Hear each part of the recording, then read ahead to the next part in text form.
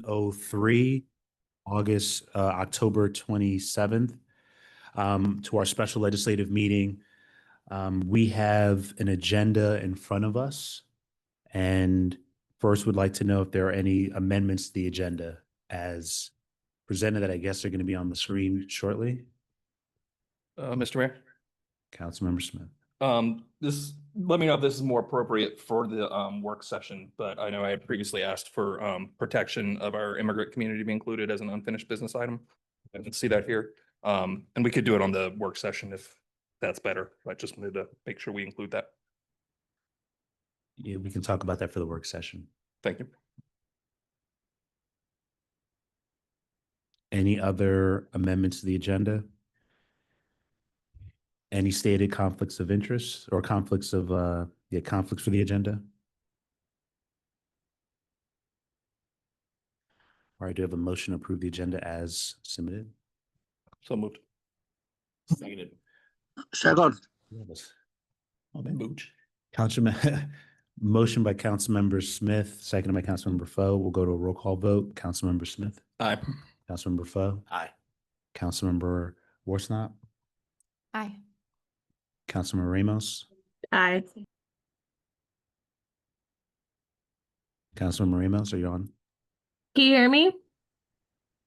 Councilmember Cologne. Aye. Are they muted and we can't hear them, or Is anybody able to hear the Zoom? Councilmember, you're muted if you are speaking? Can you hear me?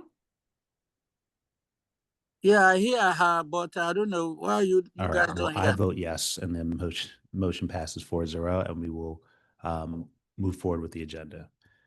All right, first order of business, we have a presentation from our state senator, Alonzo Washington from District 22, who is here. Sit right there, unmute the mic, introduce yourself for folks who aren't familiar with you. We'd actually normally sign in, but for you, we'll make an exception. Just press the button so you see the green light. There you go. There you go. Thank you, Mayor, and thank you, Mayor, and council members for having me today. I'm here not to complain, but to come in a joyous occasion in order to bring you some money from the state. We have had hard budget season over this last legislative session in 2025, which started in January and ended in April of this year. But you know, these types of projects don't come just out of nowhere. It comes because you all have worked together to prioritize the projects that are really important for you, the CIP projects that are really important for you for this town. And I know that over the last few years, we have talked a lot about stormwater management and what does that mean and what does flood mitigation look like and how floods, 100-year floods can happen at any point in time, and we got to be prepared for it. Not only have we passed legislation to open up the process for, open up the funding availability for flood mitigation, but I come here to you today to award you one of those grants that we were able to capture during this last legislative session. So we were able to secure over $100,000 again for Bill Circle here in town of Riverdale Park. And so I wanted to come here just to celebrate that with you all on behalf of myself and your other delegates. Delegates Ann Healy, delegates Nicole Williams and Ashanti Martinez sends their regrets for not being able to make it today. But we wanted to celebrate you all and thank you all for your hard work and your dedication to this community. And so with that, I present you with this check, and I would love to just see if we can get a picture, if that's okay with you all. No, that's awesome. That's awesome. Thank you so much. We definitely appreciate the effort. For those who may not be familiar, getting funds across the state is not an easy process, and it sort of takes, I think we're fortunate for having a delegation and a state senator who's super experienced about not only taking our ideas and our thoughts, but actually turning them into actions and funds that actually make a difference. And so it's we're eternally grateful for that. Would graciously love to take a picture with you to sort of celebrate that as well. Absolutely. Mr. Mayor, if I could. Councilmember. Just on behalf of Ward 1 and the residents of Beale Circle, also want to similarly thank Senator Washington and the entire delegation for this. We know our town and Ward 1 in particular are uniquely vulnerable to flooding and getting more so due to the effects of climate change. And I don't need to recite the history of that over the past 15 years and the frequency at which we're having the 100-year floods that you mentioned. So thank you, Senator, and please pass our thanks and thanks of Ward 1 residents on to the delegation. Thank you. Thank you, Mr. Mayor.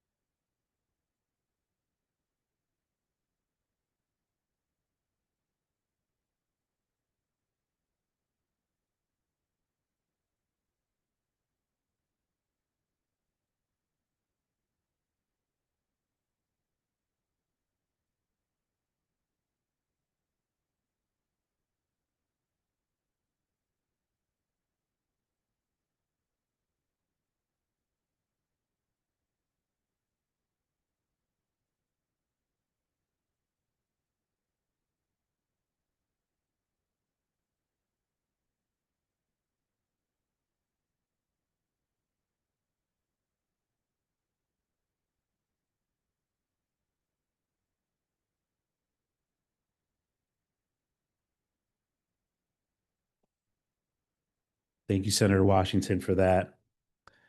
And moving to our next agenda item, we have public comments.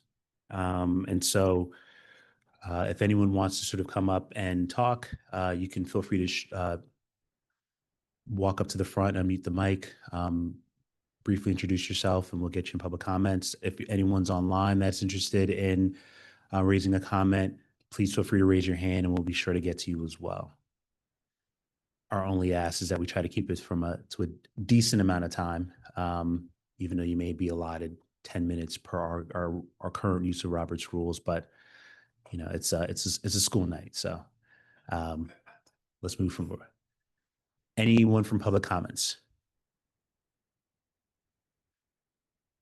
Okay, we have someone in the room.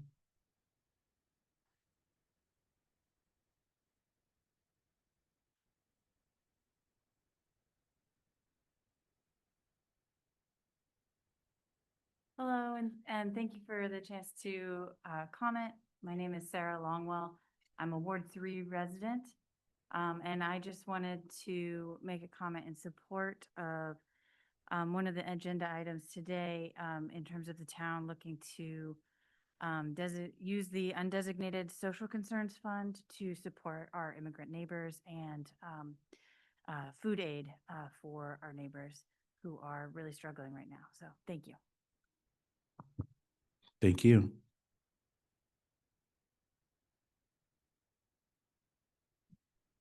Any other public comments?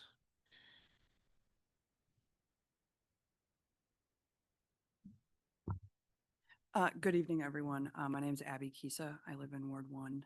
And I also wanted to speak in support of food aid for our community in this extraordinary moment. We have undesignated funds. These funds weren't used last year. And we have a community that needs support in so many ways right now. This proposal shows responsiveness to the community that is truly commendable. It shows vision for what community safety and security can look like outside of policing. And it would be great if we could consider in the future potentially using other unused funds that could go towards the inevitable things that are going to happen over the course of the next year or so. So I just wanted to say thank you. I also want, as a Ward 1 resident, to say thank you for still talking about stormwater management. It's certainly not a sexy issue at all. And I want to thank our senator. I want to thank our former mayor who has talked about this ad nauseum and probably is an expert in and of it himself, and to the town staff for dealing with all of our questions about it. So thank you.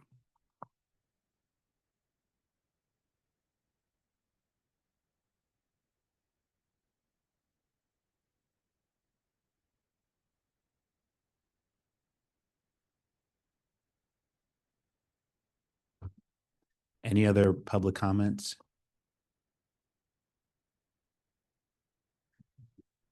Yeah. Thank you, Doug. We can We can take another picture. That's fine. We can take another picture. Anything online? Okay.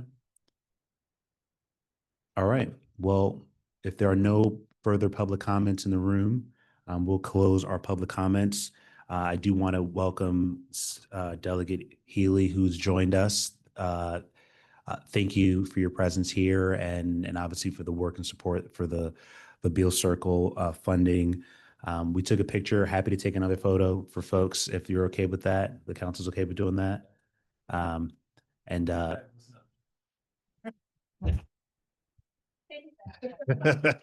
All right. We'll just take the photo. We'll take the photo, and then we'll get to our legislative agenda.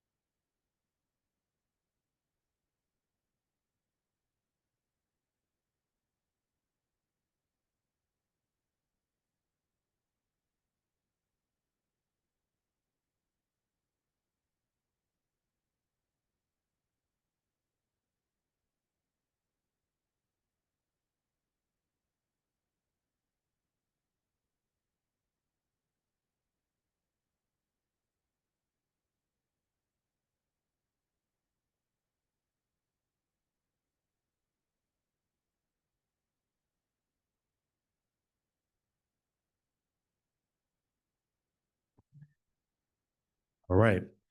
Next up, we have our legislative items. First is around ordinance 2025 OR 06 regarding stop sign monitoring systems.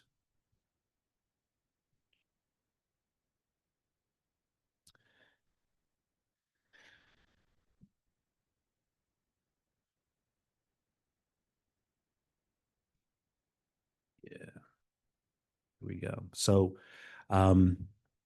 quick background, since I know we've talked about this for a while, but as we can see, this is something that's come across our desks multiple times in the last few months, and pretty much every month or so, around the adoption of allowing the town to proceed with next steps of implementing the stop sign monitoring system program. And we've talked in length in terms of the purpose behind this. And so the next step here is obviously to motion to adopt the ordinance. And so is there a motion to adopt ordinance 2025 OR 06 regarding stop sign monitoring systems? Mr. Mayor, Councilmember Flo. would like motion to adopt ordinance 25-OR-06 regarding stop sign monitoring systems. Is there a second? Seconded. Motion by Councilmember Fo, second by Councilmember Worsnop. Is there any discussion on the motion? Mr. Mayor. Councilmember Smith. Do we know if in that RFP, if we will include provisions that would ensure data security and privacy with compliance measures that are strict for whatever, if we proceed on this, whatever the town ends up adopting? I know I've seen a lot of reporting recently about particularly the Flock brand of cameras that a lot of these services use that have contracts to collaborate with ICE that are marketing to their shareholders that they will connect these items to data brokers and things of that nature, which, given the vulnerability of many of our communities, is very concerning to me. So I'd like to hear more about that. I'm also wondering if we will get additional traffic studies from the vendors we receive proposals from.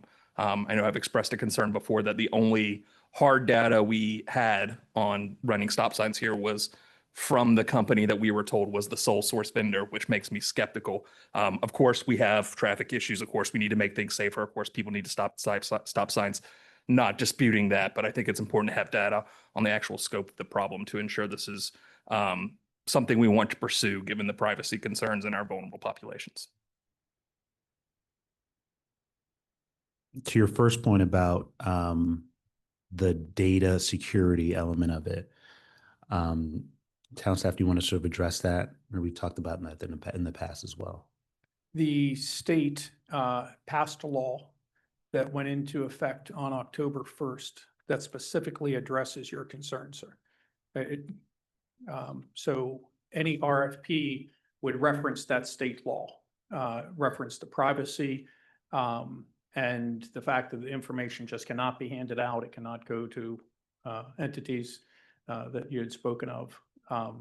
And the RFP and any contract that we would bring forth to the council would reference that state legislation.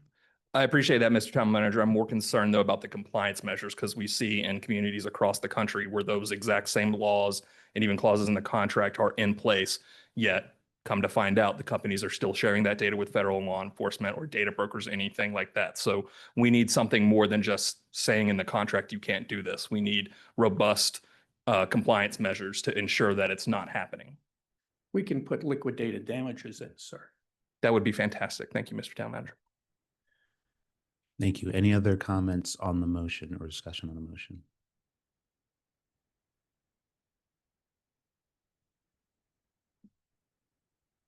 Mr. Bear? Councilmember. I just, I want to come out in support of this ordinance. Just recently, we lost another valued member of our community in Lisa Martinez. We have seen fatalities across the last decade that numbers 5, 6, 7, 8 potentially. And I think that any safety measures that we can include to potentially make walking and biking in this town safer, we have to at least attempt those things. So that's why I will support this evening. Thank you. Thank you, Councilmember. Any other comments on the motion?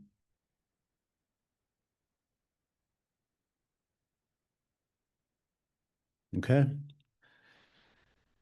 Are we ready for a roll call vote? We'll go by order. Councilmember Smith, No. Councilmember Foe, Aye. Councilmember Worsnop, Aye. Councilmember Ramos, Aye. Can you hear me? I think I'm having issues. If I may, the council member is unmuted. We've heard from staff who are joining us remotely that they are able to hear. yeah. We So- see, I think we can't hear, but we can hear, I can see the transcript that she's saying, can you hear me? I'm having troubles. May the council member is muted. So So I agree. If you could hear me. you can read you. I can read you. So Yes, Councilmember, I believe that the translation give an attempt to services see if is we can giving get a you transcript of what you're unmuted in saying. the So room, in- council member. that's why So you just mean hold he can off read on what you're that. saying. And sir, I am unmuting. I'm online and I'm unmuting. I believe I can hear them. Hang on one second.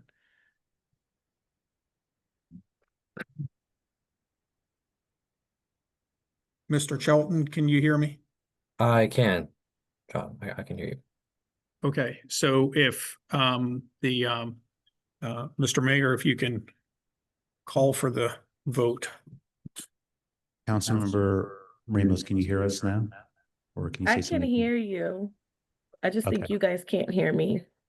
We hear you now. We hear you now. Great. Are Aye. you ready to vote on this? Yes. Aye. Thank you. Councilmember Kwan? Aye. Okay, and I vote aye as well as Councilmember Lingwan. Councilman Lingua is here, yes. Councilmember Lingwan, I'm sorry, I missed you. It's all right. Aye. Aye, and I vote aye as well.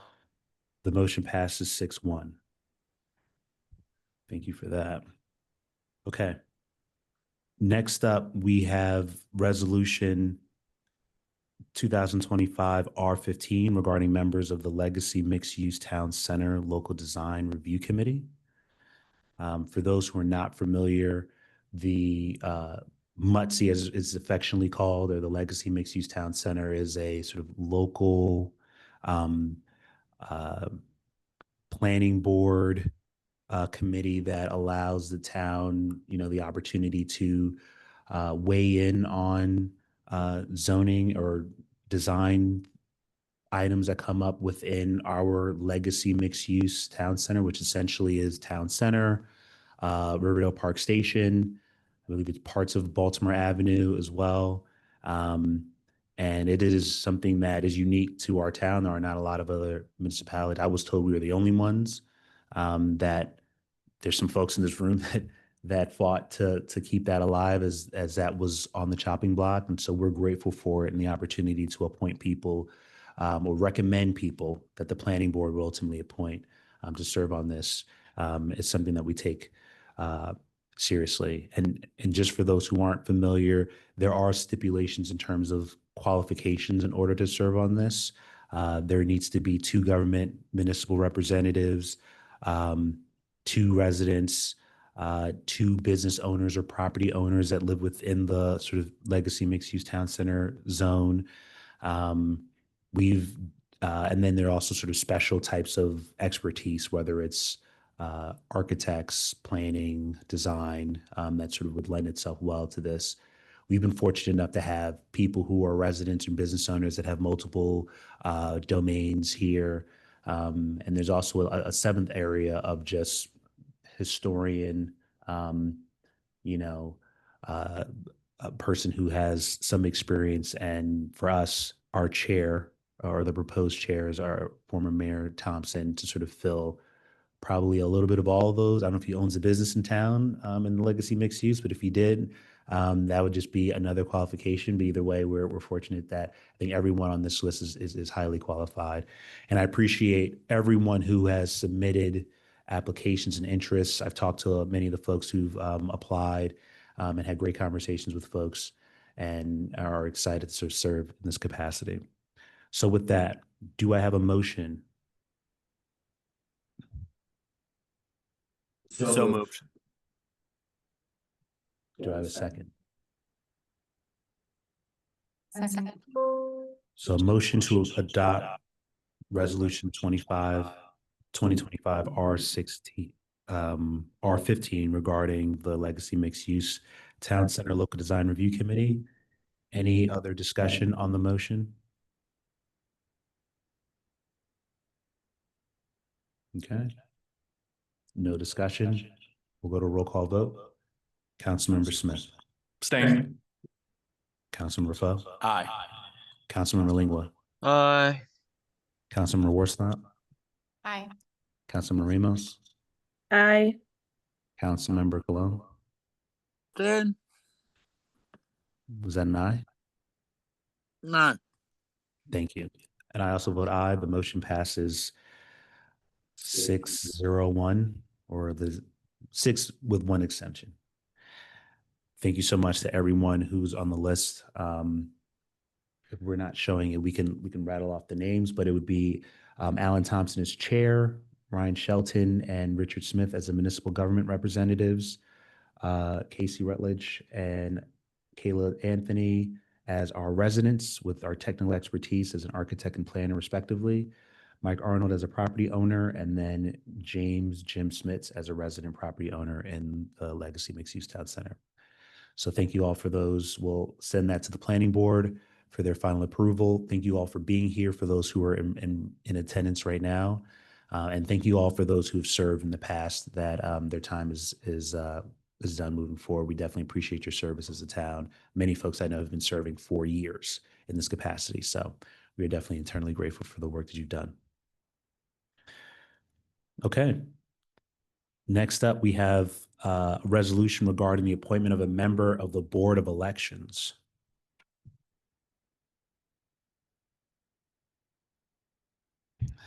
I know, we talk about speeding.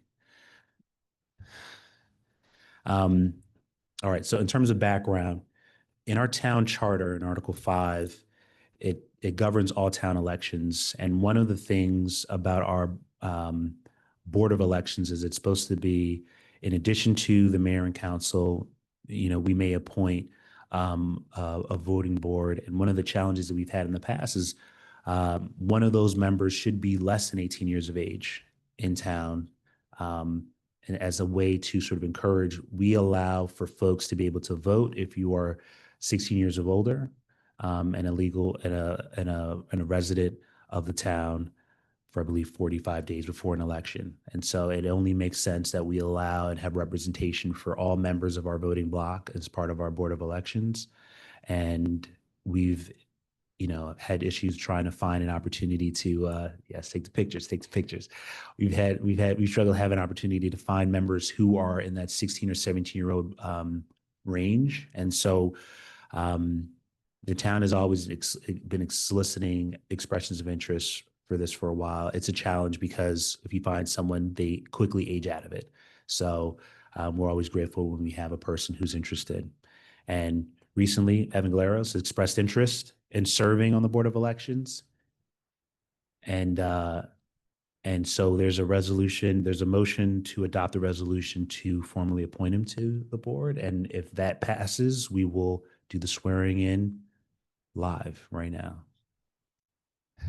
We'll do it live. So is there a motion? Mr. Mayor, Council member.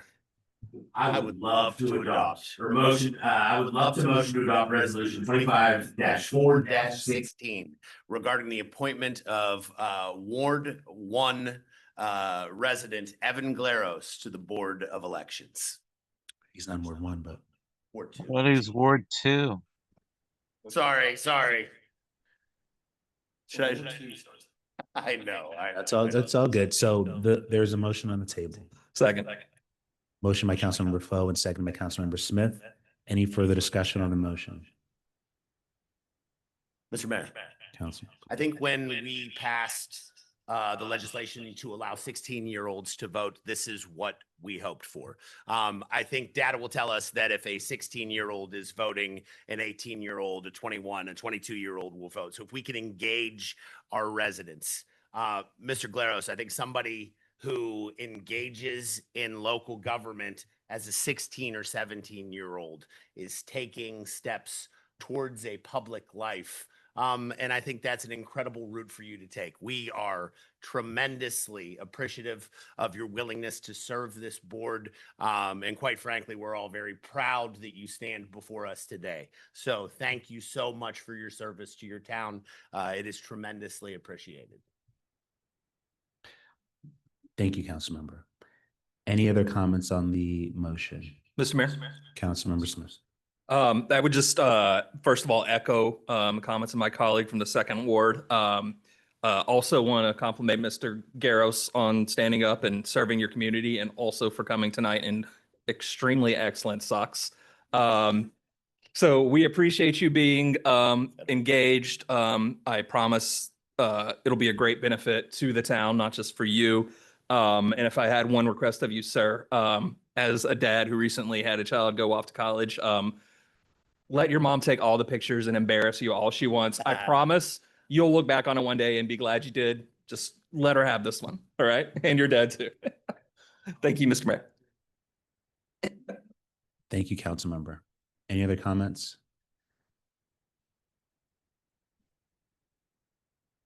I'll just add, I know that you haven't taken this lightly in this appointment, and it's something that, this may be the start of a long, life in public service, and maybe it's not. Maybe it's something you do for 2 years. Either way, I think it's a valuable experience, and we're grateful for you willing to do it. And as you've heard from our colleagues, we're appreciative of you sort of willing to take the sacrifice and invest the time in this. So thank you for that. Thank you for your interest. All right. Well, we've had discussion. We'll go roll call vote on the motion to adopt resolution 2025 R16 regarding the appointment of the Board of Elections. We'll start with Councilmember Smith. Aye. Councilmember Foe. Aye. Councilmember Lingua. Aye. Councilmember Worsnop. Aye. Councilmember Ramos. Aye. Councilmember Colon. Aye. And I also vote aye. The motion passes 7-0. Congratulations. So with that, you can clap. You can clap. It's not against the rules. Yeah. So since we have you here, we'll like to swear you in so you can get to work immediately, if that's all right with you. Yeah, you can.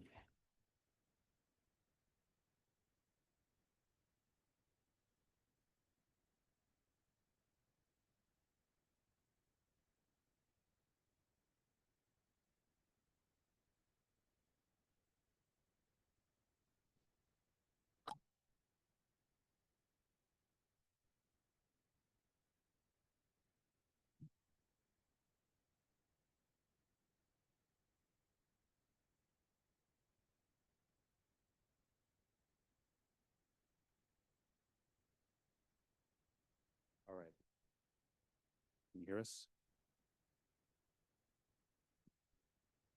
Is the microphone on?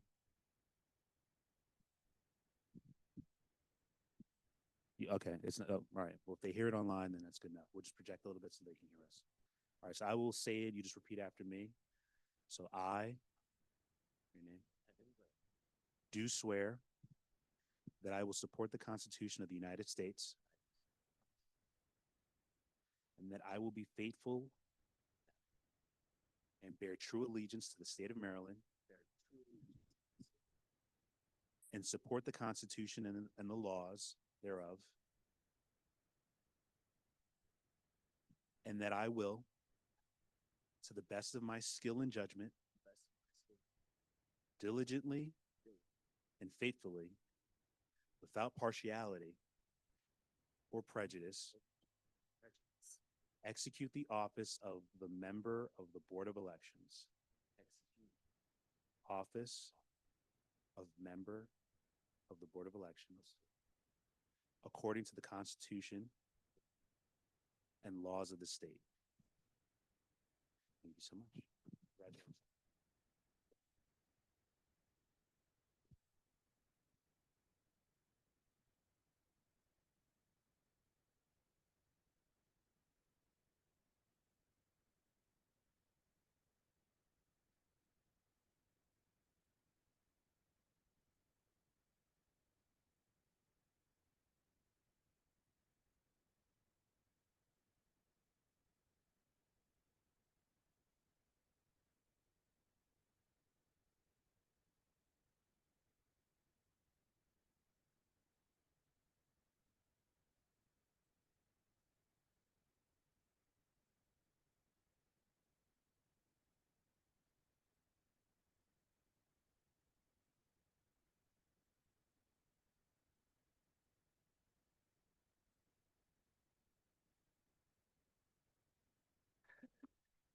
Thank you so much for that.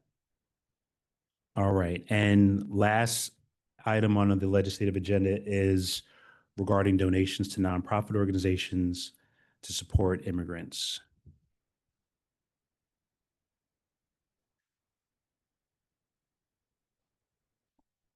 Okay. So we have talked about the use of the undesignated social concern line item in the previous administration. We've talked about it, the May 19th, June 6th, June 16th, June 9th, October 6th. It's been, even on the meetings that we haven't officially talked about it, it's been something we've discussed in passing. The purpose behind these funds was a wisdom of councils prior of having money set aside for the council to be able to do to donate and act in a thoughtful way to sort of support the concerns or issues that are happening at any given point in time. We know it's not a large pot of money, but it was intentional of having something that allows us to respond. We haven't always used it every time, and sort of thought in the instance of if we couldn't agree on something that felt compelling, that we would, push it to next year until a need arose that was great enough. And I think in the last few weeks and months, that became clear. And so what we have here is 3 independent motions for 3 different organizations for 3 different causes to donate $5,000 for each one. And so we will do these motions one at a time and vote on them one at a time. So is there a motion is there a motion on the table? We want to pick one to start. Mr. Mayor. Councilmember. Motion to authorize the donation of $5,000 to CASA Inc. from the undesignated social concerns line item to support programming to assist immigrants in Riverdale Park. Is there a second? Seconded. Councilmember, motion by Councilmember Smith and seconded by Councilmember Foe. Any discussion on the motion? Mr. Mayor. Councilmember. I think this is a fantastic use of funds, as previously discussed in this council, there are both urgent concerns and time left on the clock for more urgent concerns to arrive. And I think the path here, I can stop having my brain fried by the echo. I think the path here strikes a good balance of making a meaningful contribution to what our community faces right now while leaving some in reserve for future problems that might arrive. And I'm happy to offer this motion. Thank you, Mr. Mayor. Thank you, Councilmember. Any other comments on the motion? Mr. Mayor, Councilmember Worsnop. I want to second the comments made by my colleague. I strongly support all three of these motions, and I thank staff for putting this proposal together. I think it balances a number of things that the council has been wanting to do and discussing over the last months. So I am very happy to support this motion first. Thanks. Thank you, Councilmember. Councilmember Flo. Thank you, Mr. Mayor.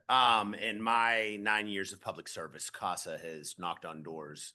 CASA has picked up voters to come to our town. CASA has been present in our community, doing incredible work on behalf of immigrants.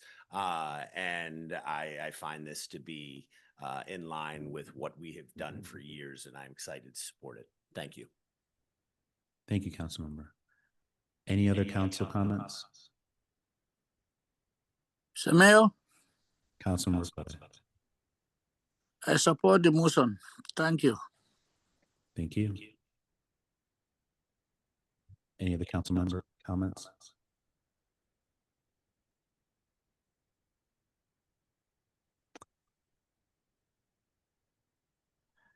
I will just add that I agree in the work that CASA is doing.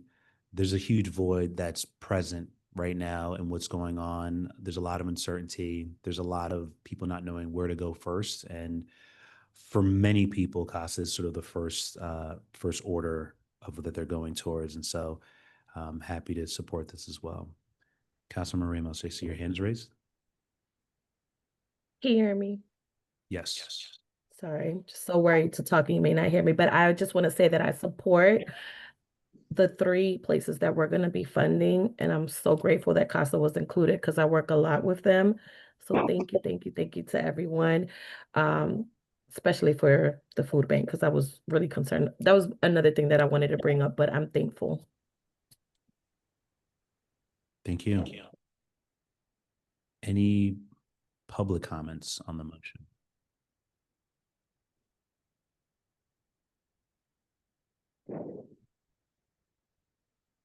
Councilman Lingua, are you going to comment? No? I have no comment. Okay, thank you.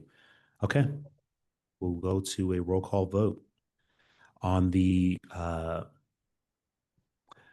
motion to authorize a $5,000 donation to CASA from the undesignated social concern line item to support programming to assist immigrants in Riverdale Park. Councilmember Smith. Aye. Councilmember Foe. Aye. Councilmember Lingua. Aye. Councilmember Worsnop. Aye. Councilmember Ramos. Aye. Councilmember Colon. Aye.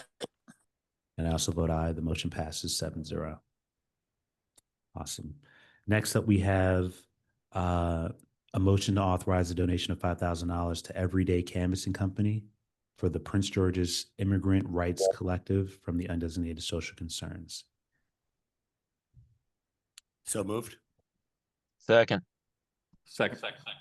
Motion by Councilmember Foe and second by Councilmember Smith. Any conversation or on the discussion on the motion? I support.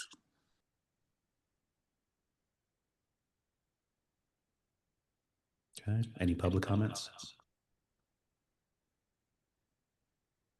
Okay, we'll go to roll call vote. Councilmember Smith. Aye. Councilmember Foe. Aye. Councilmember Lingua. Aye. Councilmember Worsnop.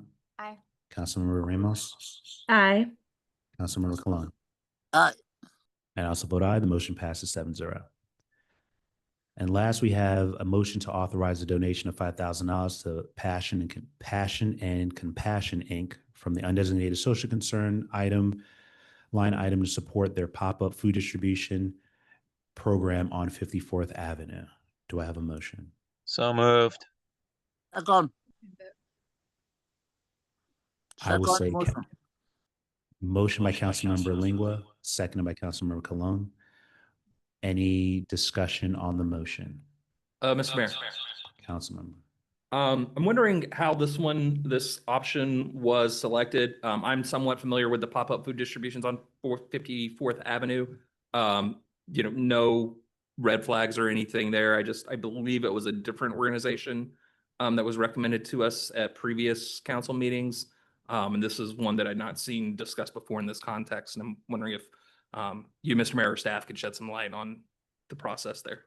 Sure. One of the comments that did come up in our last meeting was around food insecurity. We've also had residents reach out about the pending cliff of SNAP benefits that are going to be that are threatened at the moment, and looking to find an opportunity that would support a broader spectrum of residents, including the federal workers who are out of jobs right now, that are also needing food assistance as well. So this is already an organization that is Pastor Ben Sly, who's doing this food distributions in the area, who's already sort of experienced in sort of food distributions serving this community. So that was the rationale behind it. If there's anything else from staff to add to that? Okay. Does that answer your question, Councilman? Yeah, that certainly makes sense. Thank you for that, Mr. Mayor. And I would just also encourage anyone in our community that is facing food insecurity. All of these programs are not for other people. It isn't for, somebody you feel like you're getting by a little bit better and somebody else might be able to benefit from it. If you're facing food security, if you're going hungry, please come out. I'm assuming just based on how these things go, it's no questions asked. If you show up, Correct. you need food, you'll get food. So I think this is a great use of funds, Mr. Mayor, and I'm happy to support it. Thank you. Thank you. Any other comment on the motion? Mr. Mayor, Councilmember. I think we would be remiss if we didn't bring up Heather Cronk's role in all of this. I assume that everybody in this room has spoken to Heather. She is an advocate on behalf of human beings in our community. And in my 9 years as an elected official in this town, I have engaged with her monthly the entirety of that time. She is one of our most engaged residents, and I am grateful to have her advocate to me on behalf of others. I appreciate her role in all of this. So thank you, Heather. And Ms. Kisa too. Thank you. Any other council member comments on the motion? Any public comments? Mr. Smits? Thank you, Mr. Mayor, members of the council. I just wanted to congratulate the council on this move. The need is great. The one thing I hope is that there is some kind of report as to what kind of an impact the funds have had, so that we can really measure in some way how much of an impact we're having and what further need there may be. But again, congratulations to the council. Thank you, Jim. All right. With no further comments, we'll go to a roll call vote. Councilmember Smith. Aye. Councilmember Foe. Aye. Councilmember Lingua. Aye. Councilmember Lingua. Try that again. I'm sorry, we were muted in here. Aye. Thank you. Councilmember Worsnop. Aye. Councilmember Ramos. Aye. Councilmember Cologne. Aye. I also vote aye. The motion passes 7-0. Thank you all for the work that went into that, both staff, council members, as well as the community. I think really helping us align on what's important for us, where we should be leaning into, and trying to at least do our part as a town. Like it's been mentioned before, this is not a silver bullet. It won't solve all of our problems, but at least it's something. And We'll continue to try to be responsive as a town and as a council to needs as they arise in the community. But this is a great first start. And so with that, that concludes our legislative action items. Next on our agenda is any item of new business for the special legislative meeting. Don't believe there's any items of new business, any items of any items of unfinished business. Mr. Mayor? Hello, Mr. Mayor? Council member. Are you getting me? Yeah, we hear you. Okay. Okay. Unfinished business, I'm talking about this street light on the 54th Avenue. I don't know when they're going to talk to these PEPCO people to come and install these street lights, because I think, according to my understanding, they have already paid them. But I don't know why they are delaying this process. So that's my concern. Thank you, sir. Thank you, council member. The 54th light, Pepco, you have a comment on that? So, Mr. Mayor and Council, Director Lewis was unable to be with us this evening, and but I will get with her tomorrow and get an update, and we'll communicate that by email. Thank you, Mr. Town Manager. Thank you, council member, for bringing up the item. And with that, is there a motion to adjourn the meeting? So moved. Is there a second? Second. Motion by Councilmember Foe and seconded by Councilmember Cologne to adjourn the special legislative meeting. This won't be debated, so we'll go straight to a roll call vote. Councilmember Foe. Aye. Councilmember Lingua. Aye. Councilmember Worsnop. Aye. Councilmember Ramos. Aye. Councilmember Cologne. Aye. Councilmember Smith. Aye. And I also vote aye. The motion passes 7-0. The special legislative meeting is adjourned at 7:50. And we will immediately go into a work session, but we'll give a couple minutes let people shake out the funnies if they want to, and then we'll transition. So no problem. Thank you for those who joined for the special legislative meeting. We're going to go into our work session meeting in 1 minute. Fond of that action. I thought that was happening. I apologize. I've just had a lot of personal. You do not need to things. You don't. No, I just wanted to.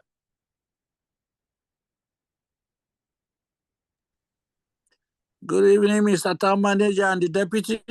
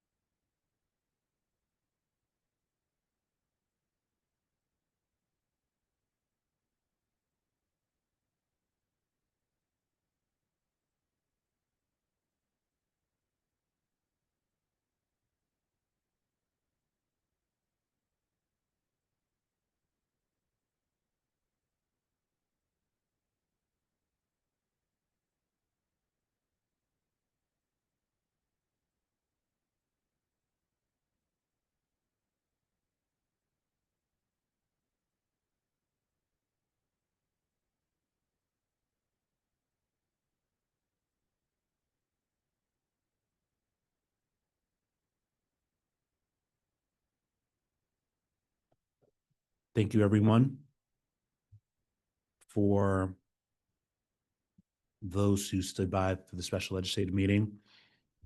We'll now go into work session. It's a little less formal, but I will call it to order at 7:53 on October 27th. We have an agenda in front of us. Just again, if there's any agenda amendments to the agenda or conflicts of interest to the agenda. Mr. Mayor. Council member. I know I previously asked the protection of our immigrant neighbors be included on the agenda here. I'm happy to raise it during unfinished business, but I think it's something that is urgent enough that it merits repeated inclusion on our prepared agenda. And we just ask that going forward that be included on our items here. Thank you. We'll include as part of unfinished business, and we'll talk more about what that would look like moving forward. But let's discuss it on unfinished business. So we'll call it, would you call it? Protection of our immigrant neighbors. Protection of immigrant neighbors. Okay. Okay. Any other amendments to the agenda?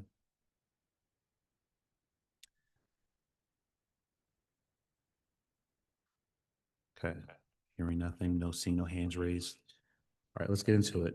And no stated conflicts of interest as well. Are our colleagues from PNC on the line? Okay, so next we have our presentation on the updated defined benefits plan from PNC.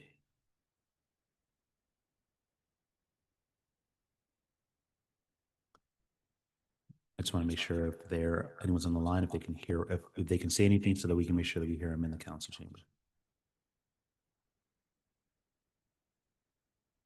We're not hearing her. Michelle? Okay. Are you able to hear me? Yes, now we hear you. Okay, perfect. So I'll kick it off. I think Michelle's having some technology issues. But good evening, all. Thank you so much for the time and opportunity to present today. My name is Hannah Schrift, and I, along with Michelle Brandenburg, are the investment advisors for the Town of Riverdale Park Defined Benefit Plan.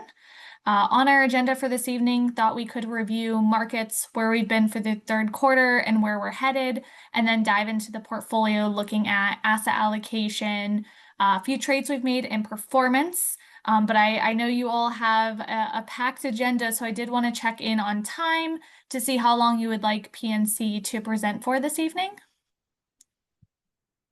I think if you can keep it to around 10 minutes or so, at least give people an option if they have questions they can ask. But we're looking forward to it. Great, perfect. So I'm going to hop ahead to page 10 of the slide deck. What we've seen throughout the third quarter is that markets and economy seem a bit decoupled. On one hand, we have markets hitting new all-time highs, and on the other hand, some of the economic data that's coming out is a bit more weak in nature. On a year-to-date basis, the S&P 500 is up 17%. Markets seem to be quickly adapting to this tariff regime and seems to be far more supportive than what we once anticipated back in April on Liberation Day. From a size perspective, we're continuing to see large caps outpace their small and mid cap counterparts due to their stronger size, scale, and balance sheets. And again, seeing double-digit returns within the U.S. markets. But what's interesting to note is that it's actually been international markets that have been outpacing on a year-to-date basis. International markets up almost 30% on a year-to-date basis, really driven by a weakening in the U.S. dollar. We're also seeing positive returns on the fixed income front. So core bonds, which are the higher quality areas of fixed income, are up about 8% on a year-to-date basis, and the credit areas of the fixed income market up a little bit higher. On page 14, I mentioned some mixed and softer economic data coming out. Our investment office teams put together this sheet called The Good, the Bad, and the Ugly, and they put it together every quarter to see what we're monitoring within the market. If I turn your attention to the middle column, looking at the second bullet point down under the bad, what you'll see is softening labor market conditions. We saw the first reports of a weakening job market in August when that report came out. One thing that we're keeping an eye on that is a bit concerning in our minds is the breadth of job growth. Right now, it's very concentrated. About 70% of growth is coming from 2 sectors, healthcare and education. And so that's something that we're keeping an eye on because we don't feel as if that's sustainable. The good news is, flipping your attention to the left-hand side of the screen, there's more bullet points on the good column than the bad column. And so on the second bullet point down, you'll see positive monetary policy outlook. We did see the Federal Reserve cut rates in September by 25 basis points, and they did cite that softening labor market for the reason for cutting. And we anticipate the Fed will cut 2 more times this year, once at their October meeting, which is occurring this Wednesday, and another time at their December meeting. We anticipate both of those rate cuts being 25 basis points each. Also on the good column is that we're continuing to see a resilient U.S. consumer. So despite what consumers are saying in surveys, what they're actually doing and showing us is much different. So they're continuing to spend, which is really important to us because the consumer is really the workhorse of the economy. They drive about 70% of GDP. So continuing to see a resilient U.S. consumer is a good thing in our minds. So that's where we've been through the third quarter. Where do we think we're headed and what is our outlook and path forward? We think we'll continue to get improving fiscal policy clarity. Even as trade deals come in, even if they lack formal details, we think those deals in nature will reduce uncertainty. We think underlying fundamentals still remain stable, and our base case from our economics team is no recession. We expect a positive trajectory for equities through year end, and we think there's going to be a couple of key drivers in the path forward for the markets, and that is interest rates, tariffs, the tailwinds that were expected from artificial intelligence, and then consumer and corporate spending. With the Fed lowering rates in this more accommodative stance and them easing monetary policy, plus the tailwinds that we're expecting from the AI theme and technology infrastructure, we think those 2 things combined together reduce recession risks. And so we've looked to take off those more defensive, higher quality positions within the portfolio and move to offense. And when we get into the portfolio in just a moment, we'll point out exactly what that looks like. But I'll pause there. I know that was a quick whirlwind of a tour in terms of markets, but I'll open it up to see if there are any questions from the group. Any questions from council? Mr. Mayor, I have a few different questions, but I want to get that on the board, but let some other people have a chance and if there are other questions. Any other questions? Mr. Mayor, if I may. Councilman Lingua. Question I have, point was brought up about the markets and examples given about the S&P 500. Is it true that essentially the vast majority of that growth is due to 10 companies in that listing? You are exactly right. What's been coined the Magnificent Seven, so your NVIDIAs, Metas, Teslas of the world, are still driving a majority of those S&P 500 returns. So that is a correct statement. So then could you comment on the rest of the S&P and what their returns have been? So I don't have an exact number on what those, other companies are. Is there, a company that you're specifically looking for in terms of a return standpoint, or just what the other 493 are doing? You have 7 that are doing exceedingly well and driving the vast majority of the valuation of the S&P 500, and right. And I was really looking at what is been the average return for the other 493. Yep. So could we scroll back to page 10? Because I think that points it out nicely. So those Magnificent Seven names are going to be in the large cap growth space of the market universe. But if we look at the green box large cap value, so those are, could be the other 493 and would be the 493. They're up about 10% on a year-to-date basis. So still seeing very strong returns from other areas of the large cap universe, just not as strong as the Magnificent Seven. Okay. To give just Thank one you. example. Can you all hear me now, everyone? Yes. Yes. Yeah. Councilmember Lingo, I also wanted to let you know that the equal weighted, so when we equal weight all of the S&P 500, that is up about 10% year to date through the third quarter. So the other 493 are doing well, even though a lot of the very strong performance is coming from the Magnificent Seven.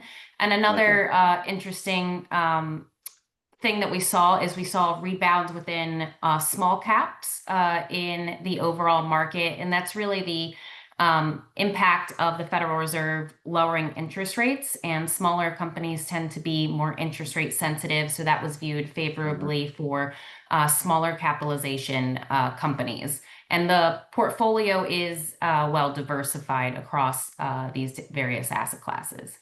Okay, thank you. Thank you for your question. Thank you. Councilmember Worsnop? Thank you. Thank you for being here and for your time. We appreciate it. I'm wondering, I'm trying to go back to this slide on the good, the bad, and the ugly.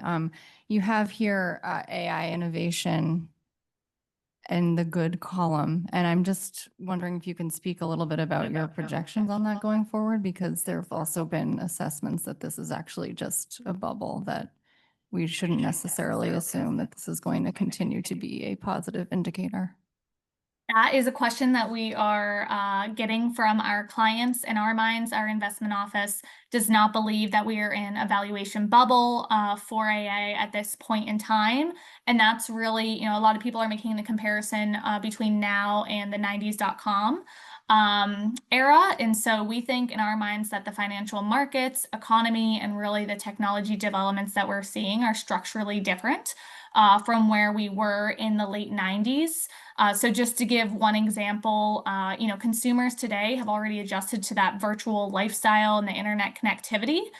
So they've really embraced those virtual interactions versus in the 90s, where companies were spilling loads of money into virtual TV advertisements and magazines, trying to get a consumer to shift to a virtual world that was a bit more reluctant, excuse me.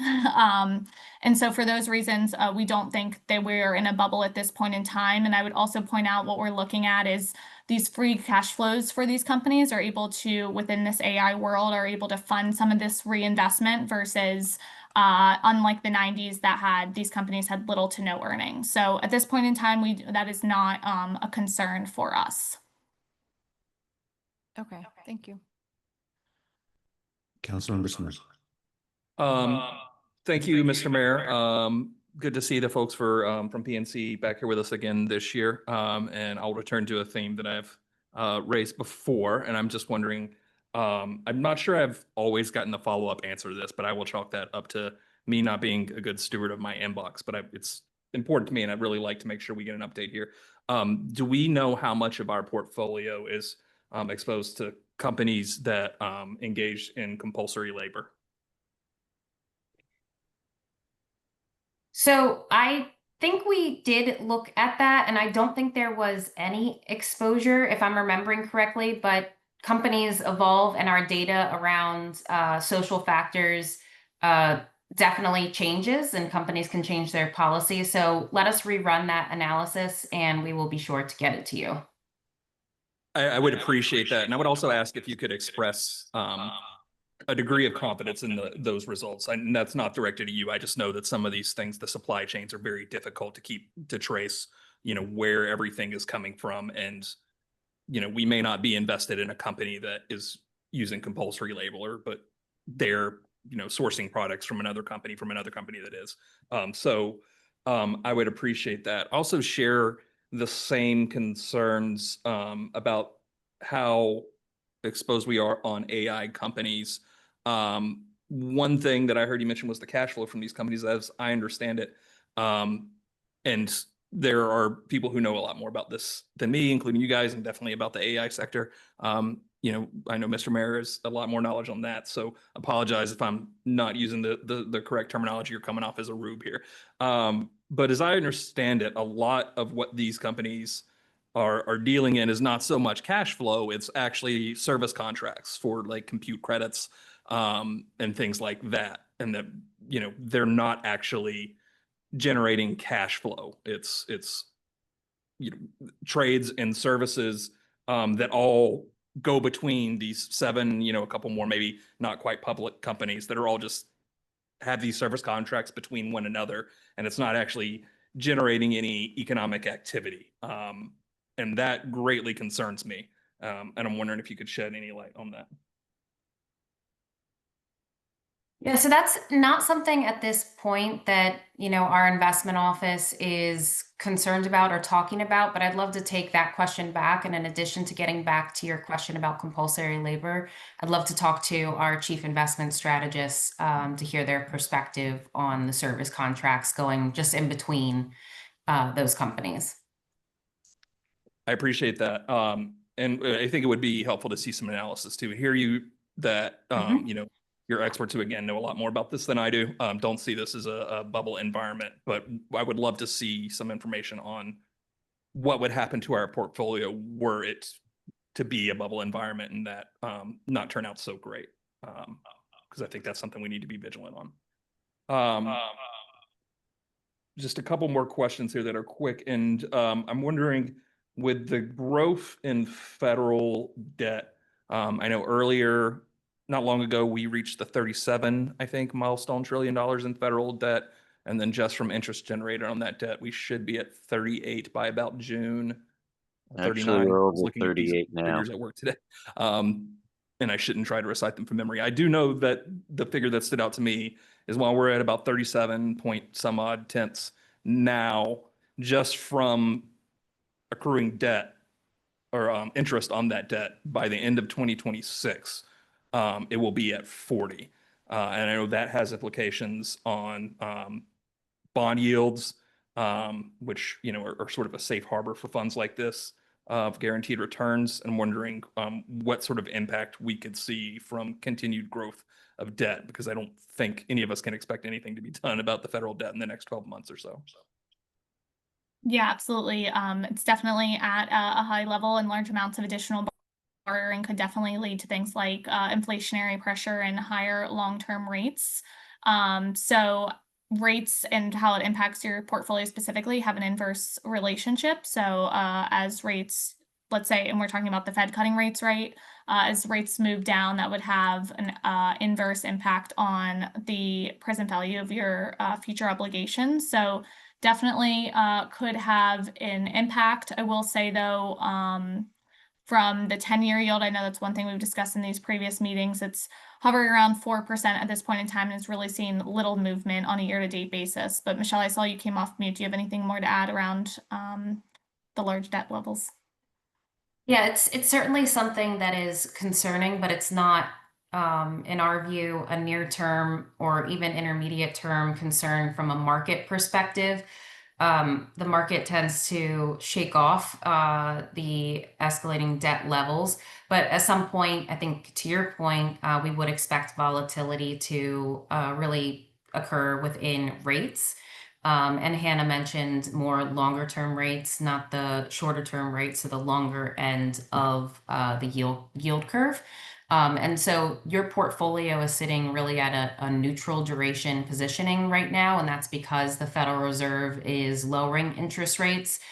Should we see the potential for debt levels to cause concern in the portfolio, we would certainly reposition the portfolio tactically into more defensive on the equity side, and then also most likely shorter duration on the fixed income side. And I do want to emphasize that even the fixed income secure portfolio is a well-diversified portfolio across many sectors. All right, thank you. That's all the questions I have. Just one more thing, Mr. Mayor. I just want to note, we talked a lot about the impact of tariffs on these things, and I just want to acknowledge that there is nothing liberating about adding taxes to American families on the goods and services that we purchase every day. Thank you, Mr. Mayor. Thank you, Councilmember. I know that was a pause midway for questions. Is there anything else in the presentation that you wanted to cover that you did not get to cover? So I will just note, I want to be mindful of time. The next couple of pages after taking stock of the markets, let me just give you an exact page number it starts on, is page, here we go, page 24. So there's a lot of information around asset allocation and portfolio holdings and performance. With just one moment, if you turn to page 24, I just want to highlight the investment policy statement targets. So we target a 58% equity, 38% fixed income, 4% cash portfolio. Ranges to the right there, which are also listed in your investment policy statement, that allow us to deviate slightly from that. So I just wanted to point out that's what's really guiding our asset allocation. And if then we flip to page 29, looking at performance just briefly, I did want to call out the return. So on a quarter to date basis, which represents the third quarter, we were up 4.63% net of fees, in line with the total portfolio style benchmark and trailing that market benchmark a bit. Things that have helped the portfolio on a quarter to date basis is that US large cap equity performance, as we've talked about, as that index continues to hit new all-time highs. Headwinds, though, have been that more defensive, tactical, higher quality positioning that we've had within the portfolio as the markets have really been on this risk-on rally. On a year-to-date basis, the portfolio up 10.75%. Net of fees, headwinds versus the benchmark has been our overweight to US equities versus international, as international has really rallied quite strongly again on a year-to-date basis, as we mentioned a few moments ago. We don't feel this performance is sustainable, though, and is going to continue, so we remain comfortable with our positioning being more favorably weighted towards US equities at this point in time. So those were just two brief comments I wanted to make, if I could, before we open it up to see if there's any final questions. Thank you for that and that perspective. Any other comments or questions?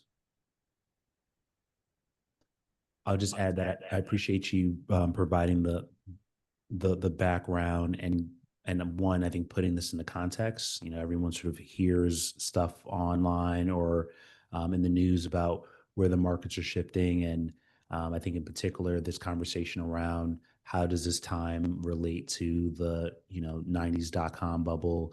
And I think your point that might have been a little lost in the fact that a lot of these companies have not necessarily cash flow, but cash on hand and unprecedented amounts of money compared to that time frame. So it is a different dynamic, but I think it's something that obviously the council's concerned about.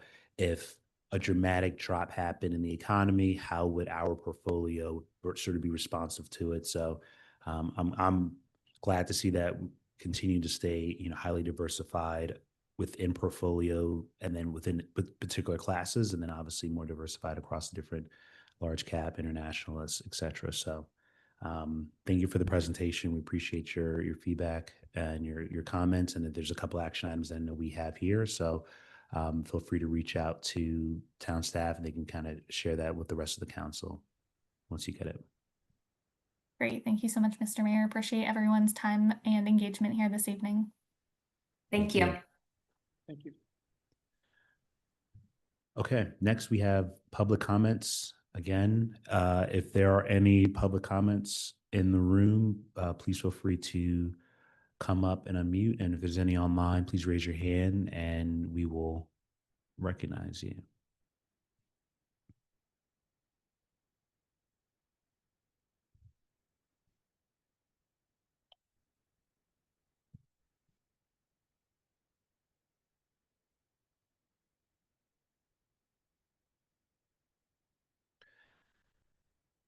Okay, last call for public comments.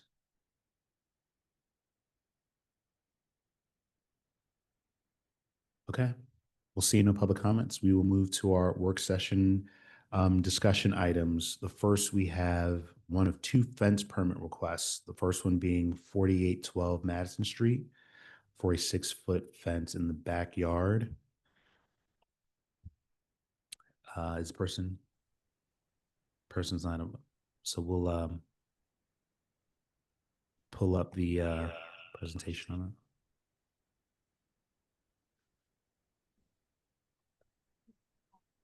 it. Mr. Chilton.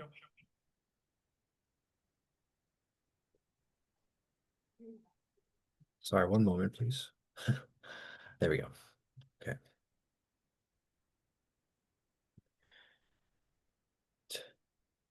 I believe that the first agenda item is on the 4812 Madison Street fence. All right, good evening, Mayor and Council and members of the public. I'm here to provide an update and seek direction from the Mayor and Council regarding a fence permit for a 6-foot vinyl fence at 4812 Madison Street, pursuant to Chapter 66 of the Town Code.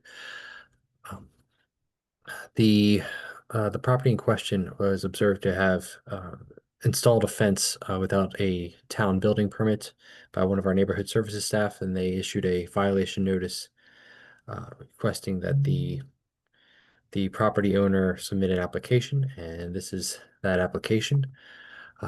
The initial application included a site plan that did not contain all of the typical stamps of approval that we usually find at from DPI approved site plans, and so the town staff had to work with DPI to obtain the copy of the site plan that they were that they had on their files and their records. And then, unfortunately, I believe, as the town manager had mentioned at a previous meeting, this required an MPIA request, a Maryland Public Information Act request, in order to receive the approved plan. And so it took a little bit longer than we expected, but we did receive the plan, and it does express exactly what was built on the site, the 6-foot vinyl fence going around the perimeter of the property. I'm happy to answer any questions if the Mayor and Council have any questions about the project.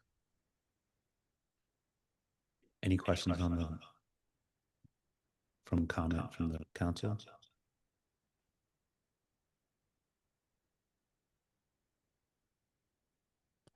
And so this is just an example of the fence has already been built.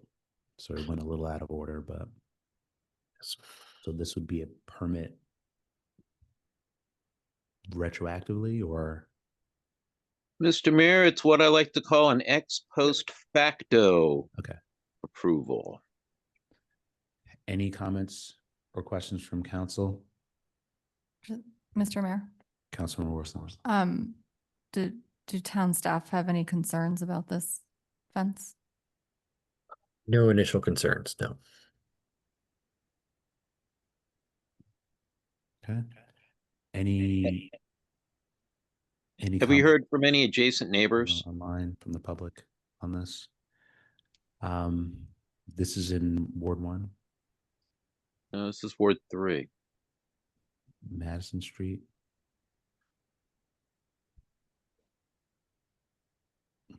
And to respond to you, Councilmember Lingua, we have not heard from any adjacent neighbors that I'm aware of. Okay. All right. Sir, I believe Councilmember Lingua. Okay, sorry about that. We're Councilmember Lingua.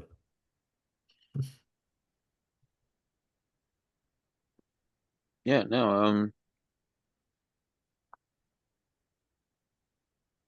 yet again, we have a fence that gets put up.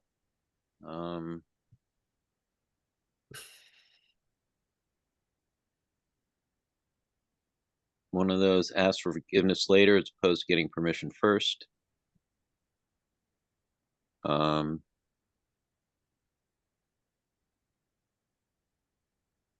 know I was out of town this past weekend. I wasn't able to get around to talk to folks. I'll try and get to them this week, as I'm going to be out of town again this next weekend. And get some feedback. I'm reticent to go throw this on a consent agenda right now, so let's keep it on a regular agenda. Thank you, Councilmember. Any other comments? Okay, so we'll keep this on the agenda. We'll hear your feedback.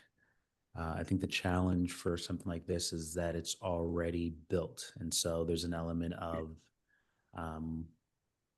what recourse does the town have for a fence that's already built that doesn't have a permit? We start finding people, so all things I guess consider moving forward.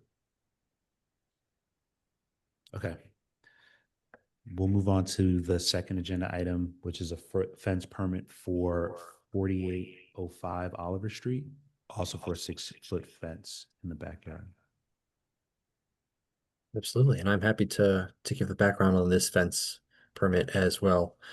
So as the mayor said, this is for 4805 Oliver Street for another 6-foot vinyl fence, and this is in the backyard of 4805 Oliver Street. The applicant has obtained a permit from Prince George's County for the project, and it does appear as though they've met all the administrative requirements for this fence permit.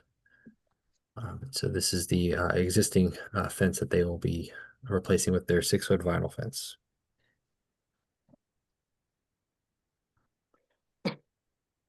And you want to come up and say anything? You're more than, we have the applicants in the room.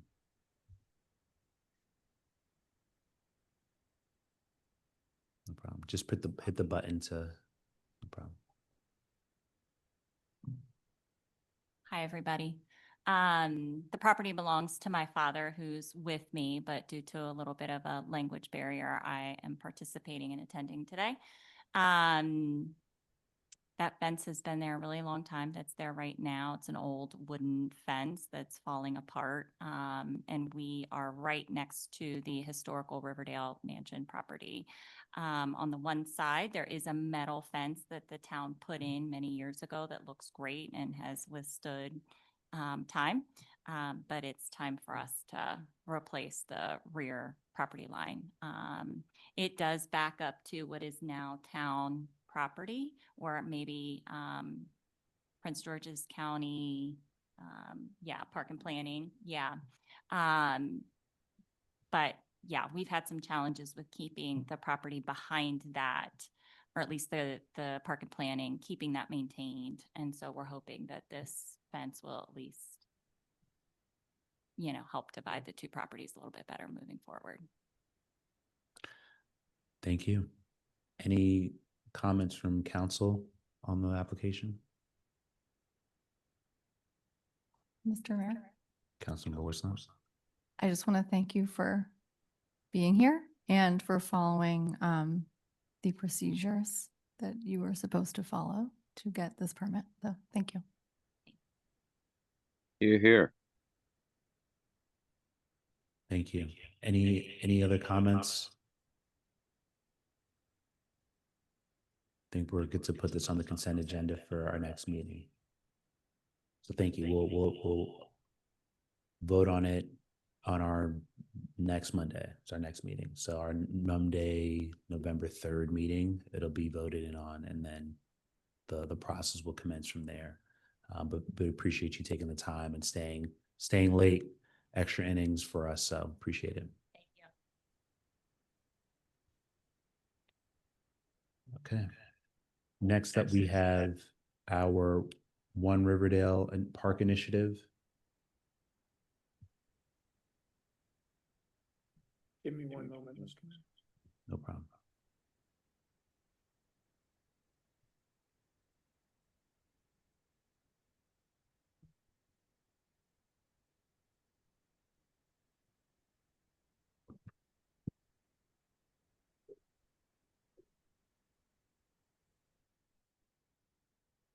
Thank you, Mr. Mayor, and council for bearing with me as I'm trying to MacGyver our way through the audio system this evening. So, as outlined in the memorandum, the town staff are working on launching a campaign that has grown from your goal setting at the council retreat back in September. The council spoke of viewing the town as one Riverdale park. And so as outlined in the memo, there's many stressors facing our community now.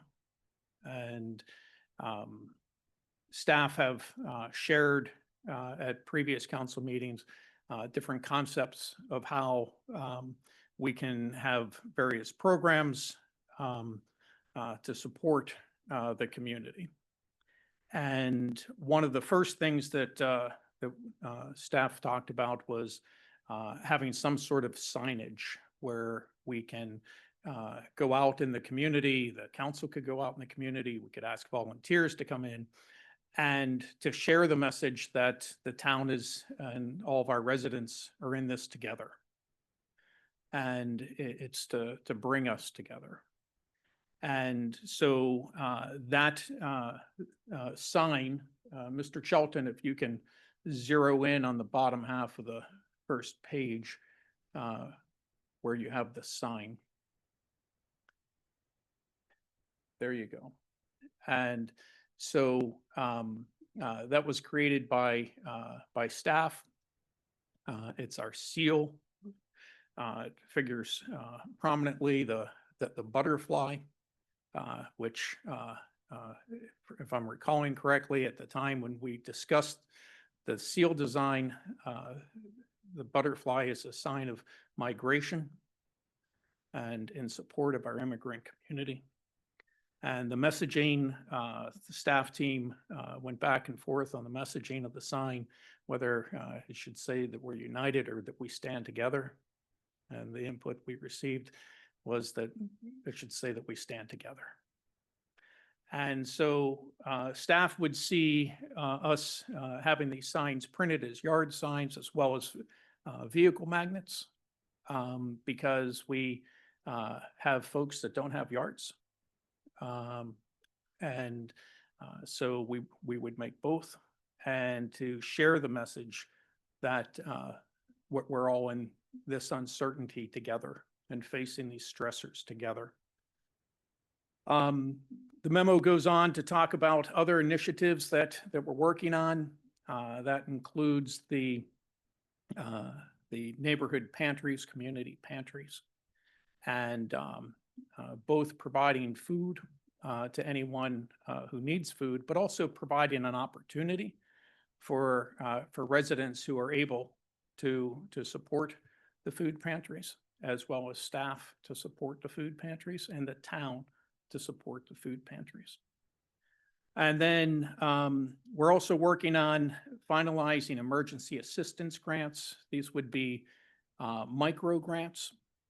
And as indicated in the memo, it would be a one-time grant to help those who perhaps lost their income or lost the person in their family who was earning the income. So perhaps a portion of their income. We're still working through the details here of how we will administer this type of a program, and that program will require council approval. The one thing I have to highlight is that we don't have the resources that we had during COVID in terms of the CARES Act or the ARPA funds. And then there's been some discussion in the past where we've talked about whether a grant like this would be appropriate for the contingency line item in the operating budget. In discussing this matter with my finance team, we actually would recommend that if the council wants us to move forward on this type of a program, that we amend the budget as opposed to taking from the contingency fund. It would be taken from reserves, but we would go through a process to do that. And so that would be the recommendation from staff if the council has interest in this type of a program. And then other additional areas that we're exploring and having some, I think, productive discussions about is more directly supporting or sponsoring Know Your Rights education. And because just for example, in talking through that, our initial thought was we could offer up this space for those types of things, and we can. but this is public space. And so it may be better if we were supporting that type of a program to offer up funds for organizations to have such educational trainings in a private space as opposed to in a public space. That's something that we talked through this with our legal staff. And so it's a work in progress. And we're here tonight to get council's initial reaction, and if you have any questions or concerns. Thank you, Town Manager. Any council comments or feedback? Mr. Mayor. Councilmember Worstham. First, I want to thank staff for putting this together. I know it takes a lot of time to start new things, so thank you. I support strongly what you have suggested. I think that the additional areas still being explored, I think we should continue to explore them. On the emergency assistance grant program, is there any sense of the overall amount of money that one would need for this to even function at all? Like, is there a range that you already have, or is this for a future discussion? What staff are looking at are $300 to $500 mini grants, because we don't know the scope, and we don't know the number of residents impacted. Whether they're impacted from immigration enforcement or losing their jobs.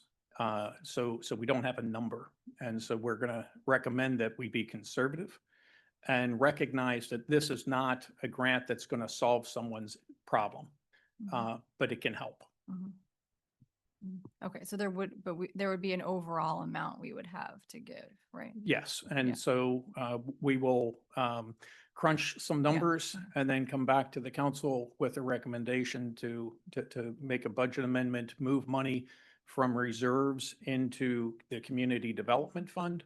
And that's the fund that we use for these types of programs. Okay, thank you. I just want to say one more thing, which is that I, of course, think that the town should be dedicating actual financial resources, but I also think that some of these other ideas that are more the town facilitating the community coming together or facilitating community to support each other are equally important. And so let's continue to think creatively about those things. I know the mayor and I were both at a Know Your Rights training on Friday night that was in Hyattsville, and that was in person. And beyond the information that was shared, it was just really important, I think, to be with people that were all like thinking and wanting to do something that was proactive. So having those community spaces and allowing and encouraging community to come together right now is important. So thank you for putting that on this plan. Thank you, Councilmember. Councilmember Smith. Thank you, Mr. Mayor. I echo my colleagues' comments on support for all of these. I think this is great. It's great to see us putting our money where our sentiments are, and similarly providing opportunities for the community to come together and demonstrate solidarity with one another. I did have a question about the note on Know Your Rights training about there being some risk to hosting that here. I know in other jurisdictions, particularly in Chicago, where the mayor has issued an executive order banning federal law enforcement from using municipal property for staging or enforcement of immigration activity. And I'm wondering if we have explored that here, if we could not do something similar that would prevent federal law enforcement for conducting those activities on our town-owned property. You have a comment on that? I'd be happy to respond. I've had many conversations with with Victoria Shear, an attorney that we have been using for these things, and had a conversation with her about the difference between public and private spaces.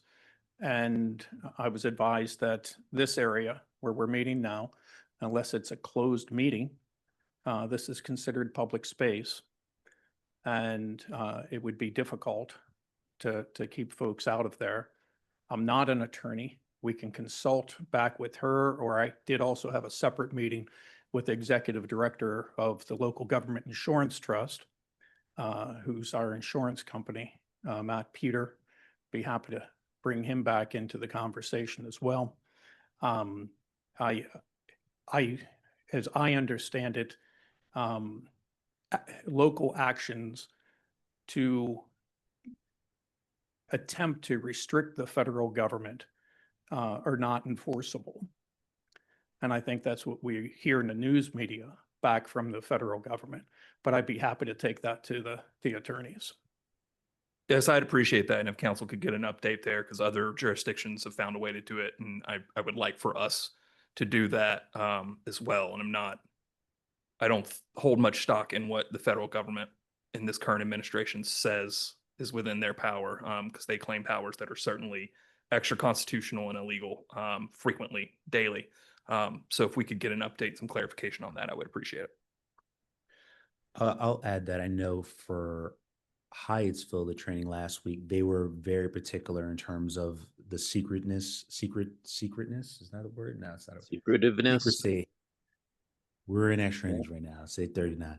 The secrecy of that event. They didn't advertise it publicly. It was almost a kind of a whisper network in terms of you being able to do it. And then they didn't, they basically, you had to sign up for it. And then they sent you an email with the address and the time for similar concerns as well, because it was in one of their public municipal spaces. So this is something that I know our local jurisdictions are also thinking about. How do we both protect the residents that we want to include in this type of training, or people who are interested in some getting this information, and without trying to have a standoff. No one wants to be the jurisdiction in which constitutional law gets fought out in front of, but I think it's, well, I would just say that I think it's definitely a concern that I think we all share, of just public versus private land use and public spaces. So, but I share some of the comments in the sense that there are things that we can help with financially. There are things that, to a council member's point about how do we create opportunities as a community to get together. One of the things that was striking for me attending that training was more so the amount of people who hadn't seen each other in a long time, and the feeling of, finding solace in knowing that there are other people who are sort of struggling, thinking about this, actively wanting to sort of participate. And so I love the idea of the car magnets and the signs. I think we should think about an opportunity to do something for that, as opposed to just, handing these out. How can we make it an opportunity for folks to, in some sense, be heard, right? Speak what their experiences are. And so it can be both, walk and talk with a little more talk, maybe maybe giving folks an opportunity to share some of their thoughts. But I think that community literally standing together, I think that's something that folks are yearning for in certain times. But I appreciate the feedback. Any other council comments and feedback from the One Riverdale Park initiative? Mr. Mayor, if I may. I think Councilmember Ling was talking. Yes, that is true. My question to staff is regarding in the finalizing of the emergency assistant grant program. And is this looking like something akin to the previous grant programs that were set up in terms of what folks will need to be providing in terms of information, and as well When this is set up, or once the structure is completed and brought to us, will there also be brought to council an estimate as to the amount that we would be looking at in terms of amending the budget? Mr. Mayor? Mr. Temminger, go ahead. The short answer, sir, is we're working through what the application process would look like. And we're Okay. trying to find the right balance. Okay.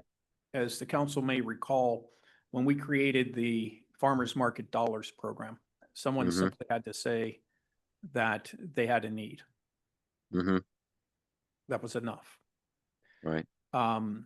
And here, we're looking probably for just a little bit more than that, but Mhm. not as much as we did for example, for the rental assistance grant, where they had to really go through a more stringent application process. So we're trying to Okay. find the right balance. Okay. In terms of dollar amounts, staff are thinking somewhere in the $20,000 to $30,000 range in terms of amending the budget. And so it'd be amended once. That doesn't mean that all those funds would be expended, because we really don't have an easy way of, or an accurate way, forget easiness. We don't have an accurate way of projecting what the need may be. Okay. Thank you. Thank you, Councilmember. Any other thoughts or feedback from the public?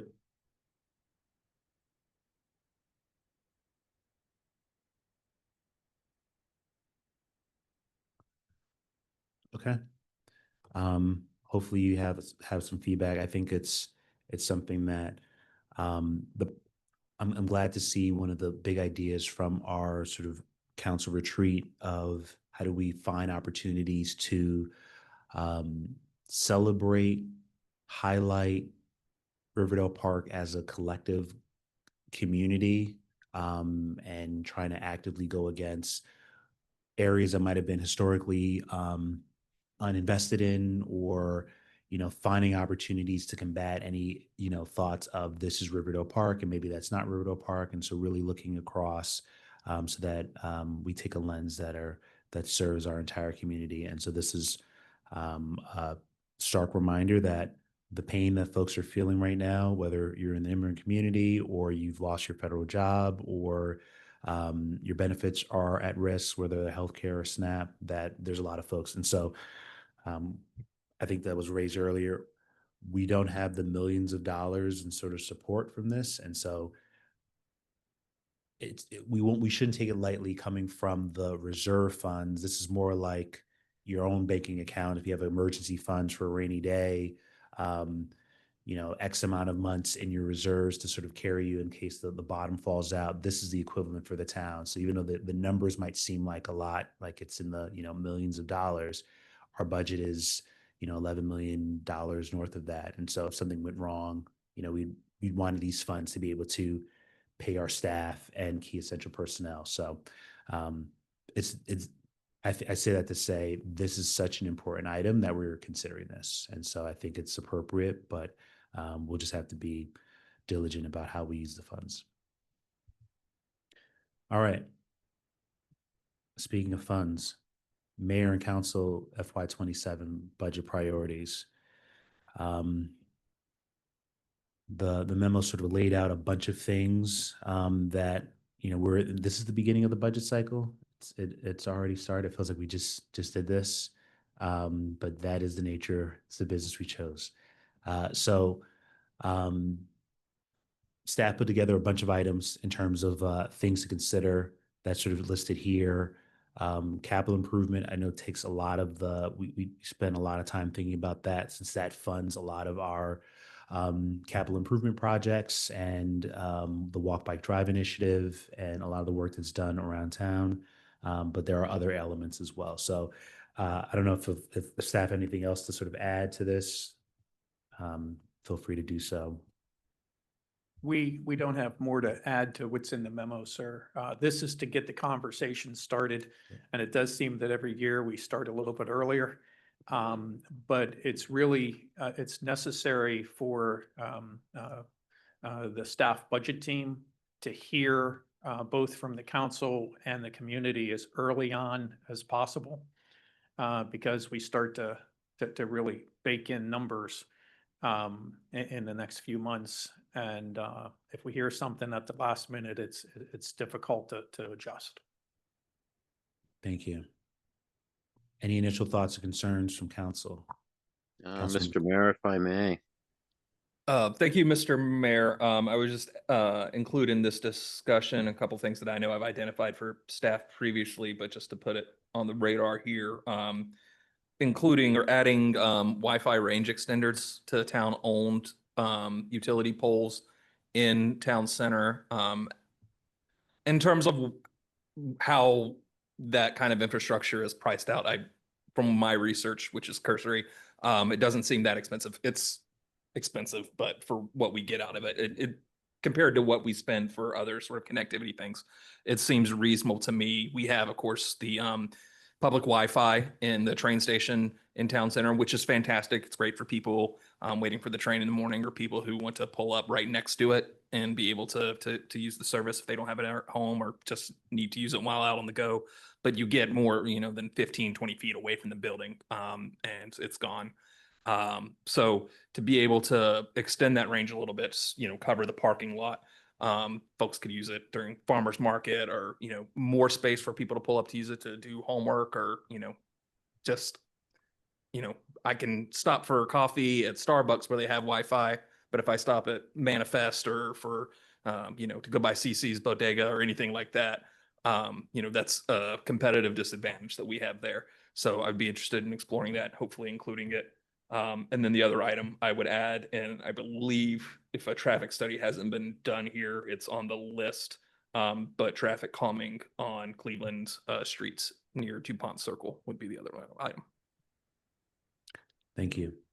And Mr. Mayor, may I respond to the council member? Sure. We very well may be able to extend the Wi-Fi in the current year. When you had sent that email maybe 5-6 weeks ago, something like that. So staff have met with the provider, and we're in discussions about the cost to extend it. So if it's not done in the current year, sir, we'll make sure it's on the list for next. Outstanding. Outstanding. I appreciate that, Mr. Town Manager. And then just one other thing that occurs to me. Obviously, there are bigger priorities than the clock, but I know the clock in town center has been off. I flagged it for you and staff. We're very quick. Within a couple hours or so, it was, set to the right time, but then like a few days later, it was off again and remains off. Certainly get prioritization here. Having the clock read the right time will certainly fall between or behind a lot of things, but if possible, if we could get the clock to read the right time regularly, that would be great.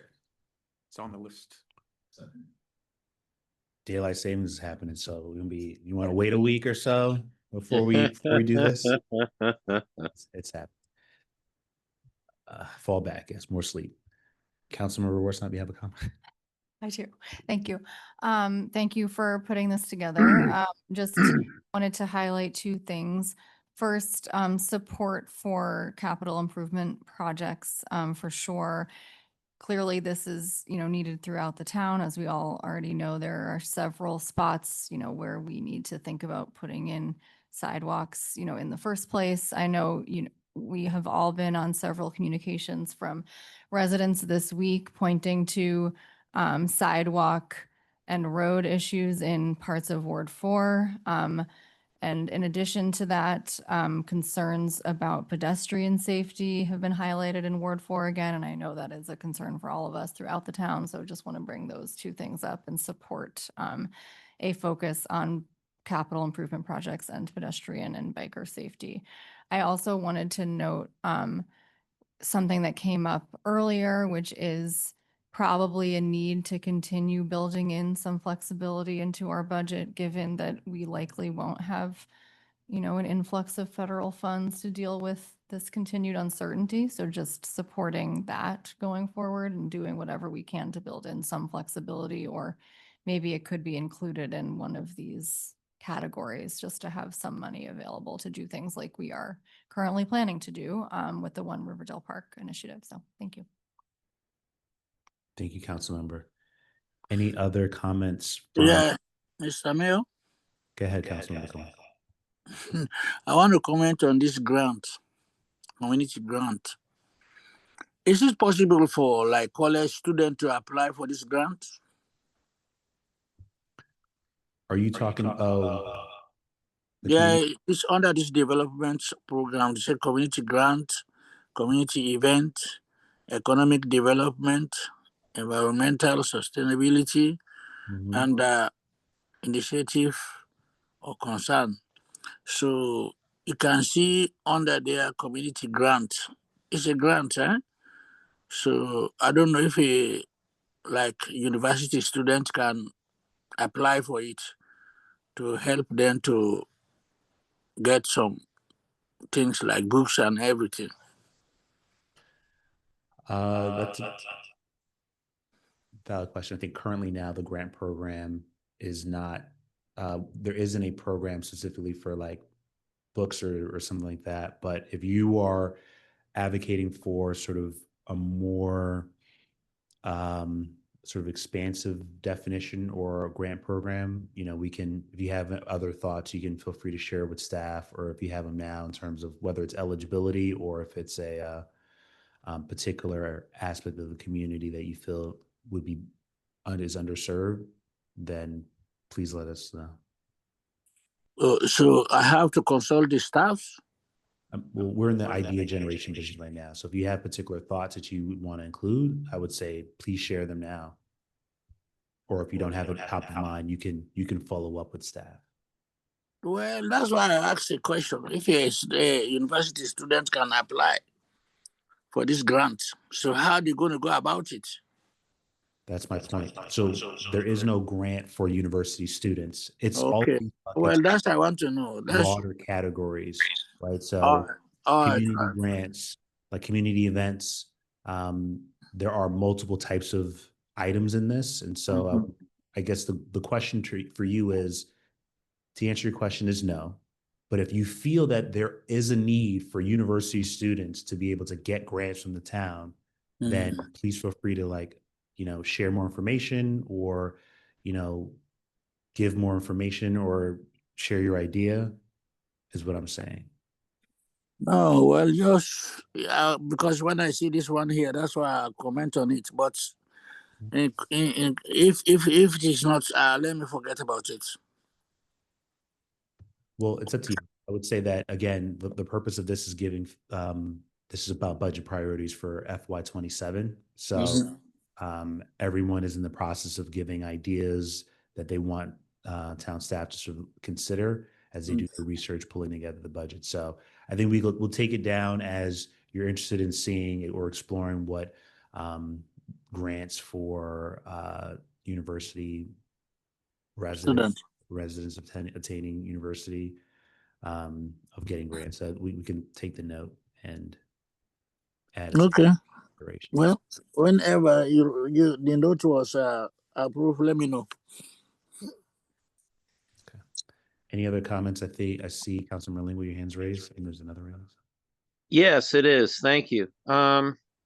In areas of capital improvement projects, i.e. walk, bike, drive, and this is something that's been discussed, and I think this is probably as good a time as any to reach out to, excuse me, to Maryland National Capital Park and Planning Commission regarding a collaborative effort with them to establish a sidewalk along their southern property line along the back of Riversdale, going from 48th Avenue to Taylor. As well, on a different project, which is probably more environmental sustainability, slash, I don't know if it'd be so much stormwater, but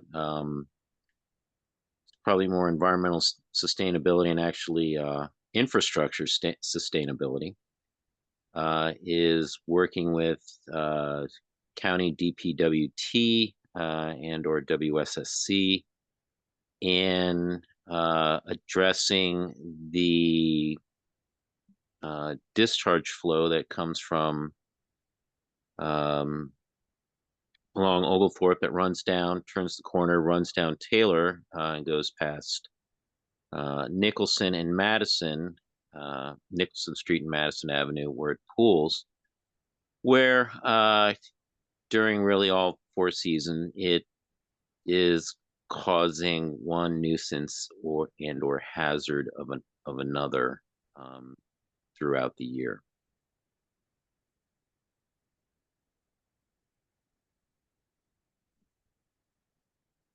Thank you, Councilmember.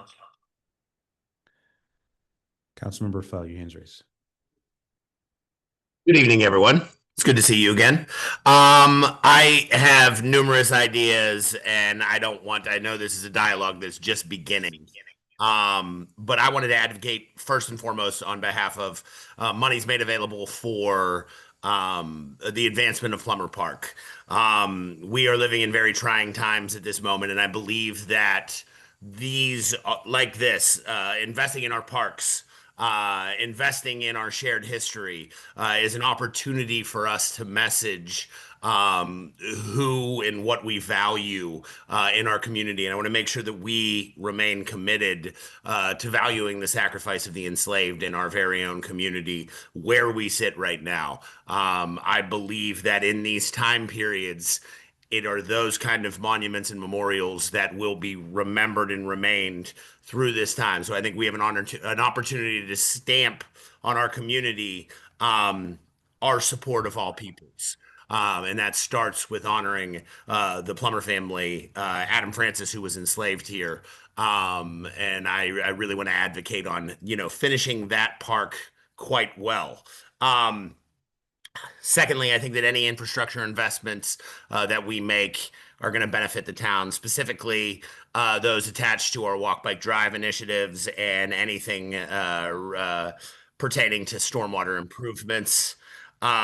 Lastly, for this evening, I'm thinking we have always been a town that has advocated on behalf of food security and food assistance. And I know in these dialogues tonight that we have already put our stamp on that as is who we are as a town. And I just want to continue to make sure that we invest in those that need assistance and are committed to this town. Like I said, I have other ideas, but I think that's just the starting point of this dialogue, and those are things that I am thinking about right now. Thank you, Mr. Mayor. Thank you, Councilmember. And I agree and share a lot of the same sentiments that you mentioned, obviously on Plummer Park, but even I know there's been a larger call for how do we, rename our public parks. And so even if it's just signage, like right now, if I ask, if I pulled the room, name all 3 parks in town and what their names are, you might get different responses, and depends what Google says at any point in time. So I think some type of signage. So in terms of like the importance of names and honoring. So I know that's a separate item. It probably hopefully won't cost that much money, but top of mind, something I think the Plummer Park would definitely be the sort of lead sponsor for that. But there are other areas as well that we should find opportunities to prioritize in terms of our signage. Okay. Any other budget priorities? Again, this is the beginning of a conversation that we'll continue to have. And I joke that it seems early, but it's better to start earlier than later. And I think we're as things come up, we'll find ourselves revisiting this list over and over again. Okay. Moving on. Next, we have a agreement with Hyattsville CDC for Public Art Initiative. Yes, good evening, Mayor and Council and members of the public. So the staff are requesting that the mayor and council approve an agreement between the town and Hyattsville CDC for management of the town's public art initiative for $28,000.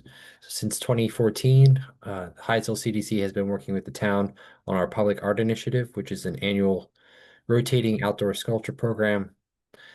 You've probably seen many of these sculptures at Maple Bunch Park. I believe there's also one just south of there on the trolley trail and at numerous other locations throughout town, Beale Circle, et cetera, that are listed down here in the public art locations. They the town recently increased the budget for this program in the most recent budget process from 20,000 to 28,000 because we expanded the program to include 7 locations instead of 5. And so, as I mentioned, this is funding for this public art initiative has already been included in the fiscal year 26 budget, and no additional appropriation is required at this time. And if there are any questions about the program, I'd be happy to answer them. Thank you very much.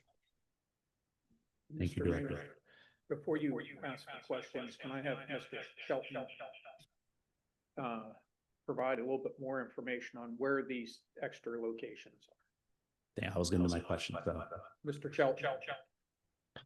Absolutely. So the most recent location is located at the new Pollinator Garden site, which is just in front of the crossing on 54th Avenue, where we've done a recent walking talk. The other location is in front of Chambers Funeral Home. We thought we were going to lose that space because of real estate development, but fortunately we were able to maintain that, and so that brings our total up to 7. Thank you. Council comments and feedback? Mr. Mayor? Councilmember Smith. Thank you to staff for putting this together and continuing to support the arts here in Riverdale Park. Always appreciated. First, one correction, I believe that is the Boston St. Fort Funeral Home now, not the Chambers Funeral Home, which I only know because the giant Chambers crematorium lit up sign is no longer visible from my deck, which is an improvement. But would just flag that. One question that, you know, and I don't want to take too much time with it. So if there's an answer offline, that's fine. And it's a little quirky one. But one thing that I have noticed in these parks listed and also in some of the parks of Hyattsville, which leads me to believe that it might be a product of this, the Hyattsville CDC Arts Initiative. I've noticed these little red ceramic mushrooms in some of our parks. I know there's one at DuPont Circle. There's one at Maple Munch. There's one at the intersection of right there at Franklin's. I can't remember where what becomes Baltimore Avenue and switches over and everything. But do we have any information on the history of that or where those come from or what the significance is? It's just a weird question that no one's heard before. That's fine too. I could say I don't know exactly yet, but I'm happy to look into that and try to figure that out. Let me ask around. I don't want to take up staff time on finding out the lore of red mushrooms in our parks, but just something I noticed. And maybe my colleague from Ward 3, who seems to be the keeper of historic knowledge here, might have some details. Thank you, Mr. Mayor. They're just Easter eggs in real life. But we'll check the Reddit pages and see what we can get. Mr. Mayor? Councilmember. Thank you. Also support, obviously, supporting the arts in our town. Just curious about how the locations were chosen. I can say that the most recent location, the one that the Pollinator Garden was done in an effort to promote equity. We didn't have any locations east of the Anacostia River, and so when we were given the opportunity to select at least one, if not more locations, we were definitely looking for them to be east of the Anacostia River. So we're very happy to see that location is going in over there. And for the originals from 2014, I am not sure exactly what went into that process. I'm hoping either the town manager or perhaps the deputy town manager might be able to fill me in there, because I am afraid that's before well, I was able to assist with the program. It's also before my time, so I'm not sure how those locations were originally selected. But many of the sites, we just cycle through new art, but we maintain the sites. I do think that there was a process whereby they looked for both visibility as well as safety in terms of size of the art installations, having them set back, from example, along the trolley trail. You have to have sufficient room around them and that sort of thing. Thank you. And it doesn't have to be town-owned land, right? So we have some, obviously, MMPPC land as well, so it's a mix, but it's no private land. So either public, like town-owned or county-owned, is that the? That's correct. All the locations are either town-owned or county-owned, or park and planning owned, yes. Okay. Which limits some of our opportunity as well. Okay. Well, we're definitely in favor of the arts. And last question is, do we have a say in terms of what is Councilman Ross, your hand raised, we'll get to in a second. Do we have a say in terms of what art is selected, or you sign up for the program, you get what you get, and you don't get upset? There's certainly a jury that selects the art, and if any of the council members are interested in participating on the jury, I'd be happy to let Bronwyn, who's the new executive director of the Hyattsville CDC, know, and she can take that into consideration. Thank you. Councilmember Lingua. Thank you very much, Mr. Mayor. Original sites were approved by the council when this was originally stood up, based on recommendations from Hyattsville CDC and also from input from the council and the community. And as to the selection committee, that's quite interesting when I'm hearing from Mr. Chelton. For a while, I was on the committee doing that, and then I saw that the committee went away from having council members on it and went to a different setup. So hearing that it's now open to council members, it seems to be a new wrinkle. I will say that I'm not 100% sure if it's open, but I figured since there's a new executive director, it does not hurt to ask. Okay. Thank you, Councilmember. All right. With no further comments, I'm assuming none from the public as well, we'll go to item number 6, road closures for holiday events.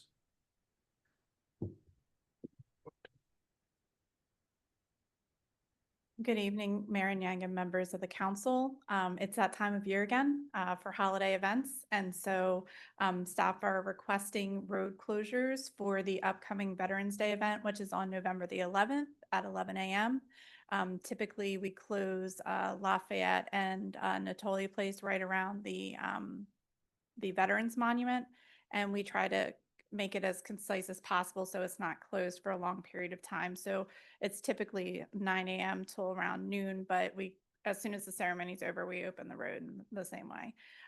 The second request is for the holiday season kickoff event in Town Center.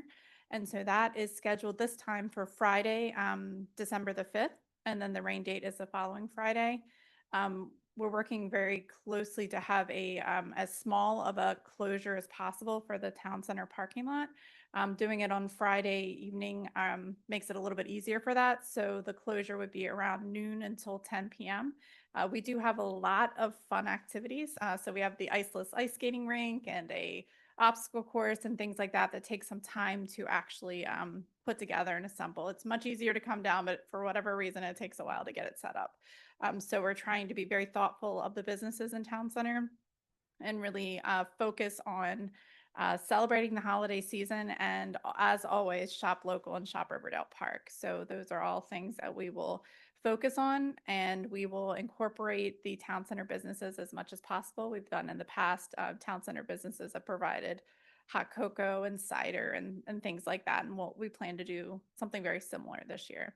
There will be a visit from Santa, and also we'll have some art or some music from Riverdale Park Arts. So we've got everybody involved, and the street closure is the next piece of the puzzle. Thank you. Thank you, Deputy Town Manager. Any thoughts on the closure, Councilmember Smith?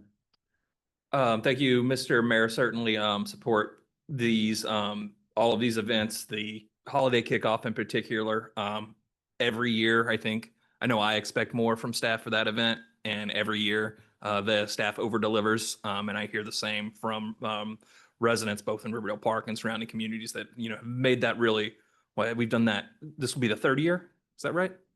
Third year. And I think it's already seen as sort of a tent pole in the community. And again, not just in our town, but adjacent communities, a thing that people look forward to going to, look forward to being there. And we hear year round how great of an event it is. So that's fantastic. I do want to flag the rain date there, if possible, if there's an alternative that we can find. I know that is the day of the Fiesta of the Virgin of Guadalupe. Which would, if we have to move it to that day, a significant portion of our neighbors will likely be in church that evening. So that could be a barrier to participation. So if there's another, I know the closer we get into December, the number of days that are available for these kind of things, they become fewer and fewer. But if possible, I think identifying a different date for the rain check might be beneficial. Thank you, Mr. Mayor. Let's hope it doesn't rain. Councilmember Lingua. Thank you very much, Mr. Mayor. Less a question about the street closures as to the events. The holiday kickoff event, as my colleagues brought up, the third year of doing it. So I take it with this now, we're essentially steering away from completely having events that we had previously, where had a large tent, had vendors set up inside the tent, as well as some activities outside for folks to do. Is that correct?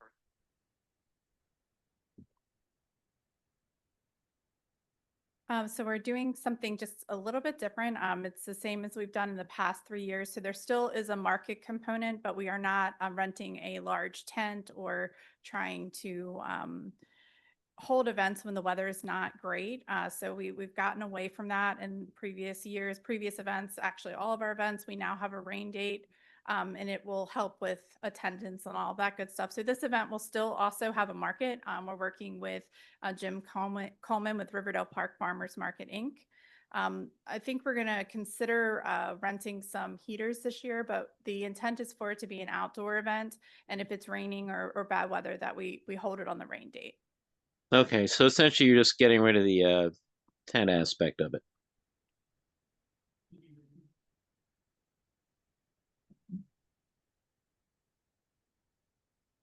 Thank you, Councilmember. Okay. All right. I think there's support for, I think, putting this on the consent agenda. That's what I'm hearing. I think we're all looking forward to the events and the work that goes into it. So we appreciate that.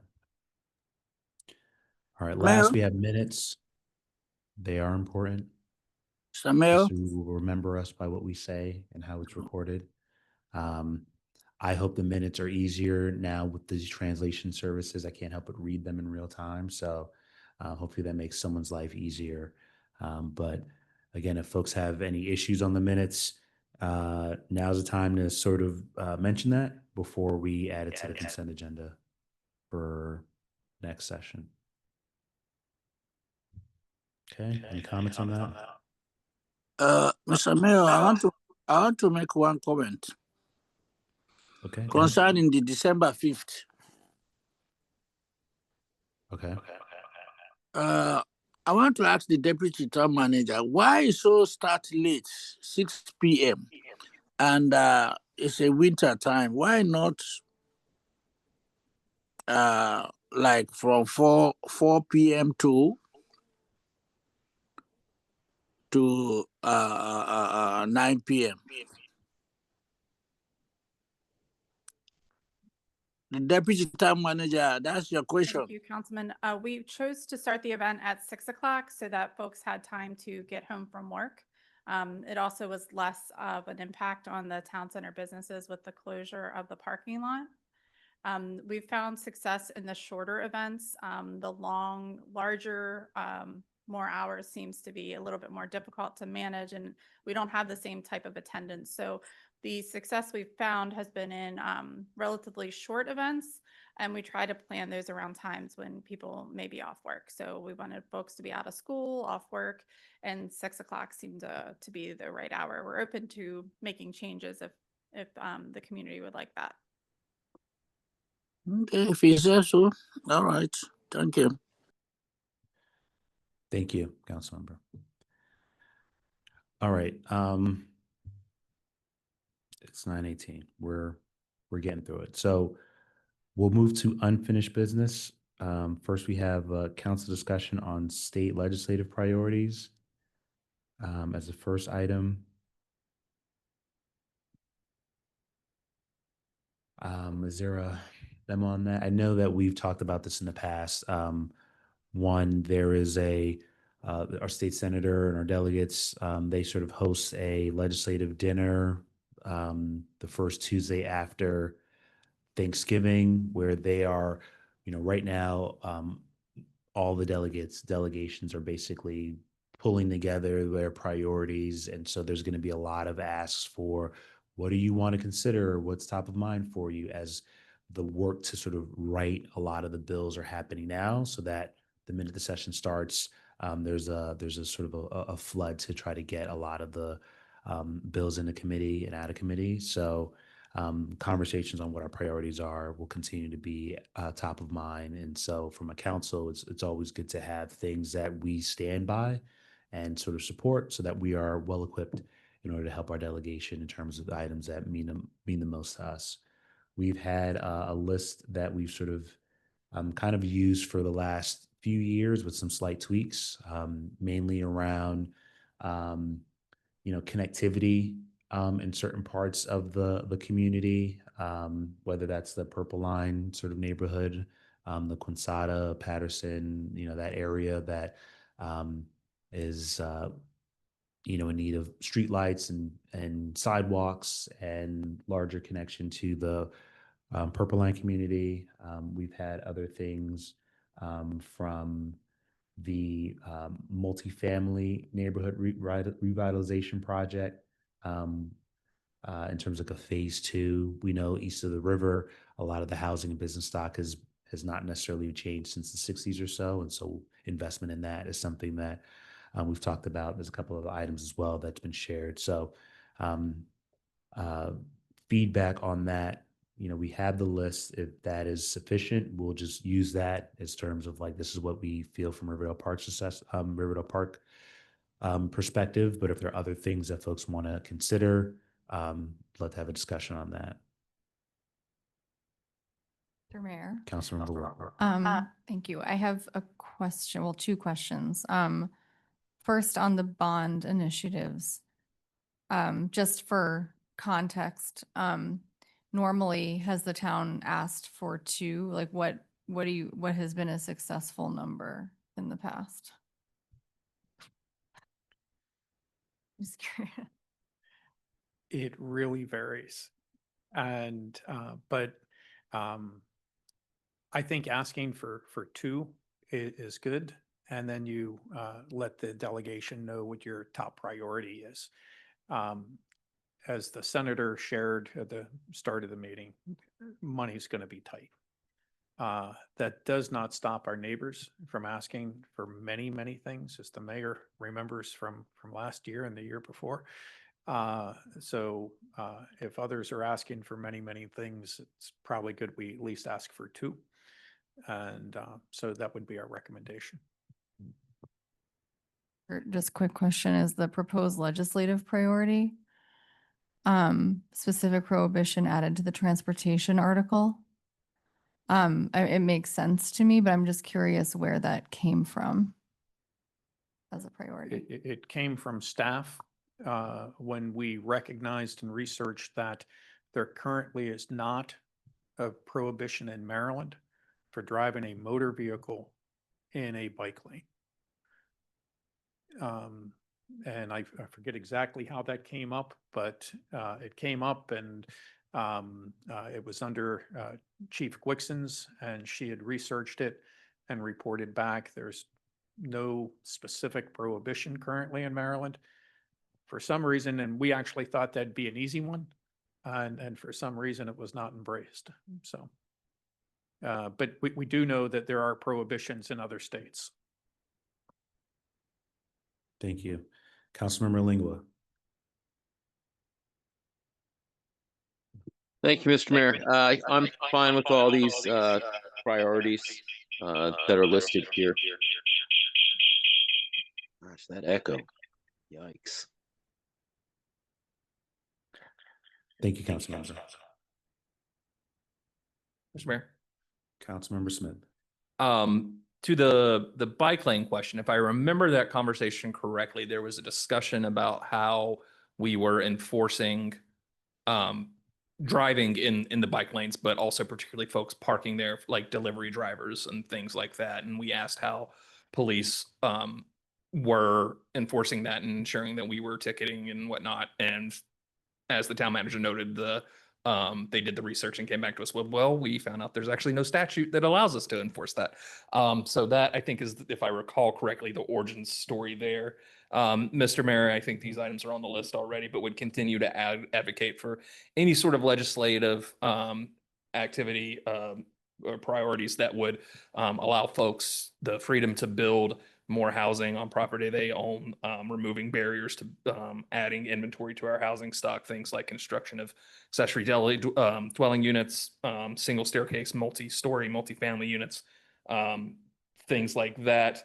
Appreciate the funds from the delegation, from the big check behind you there earlier, but as we've discussed previously, it's going to take a lot of individual projects to solve our stormwater issues. There's no one silver bullet that's going to fix it. That money's definitely appreciated and will help, but we certainly need more.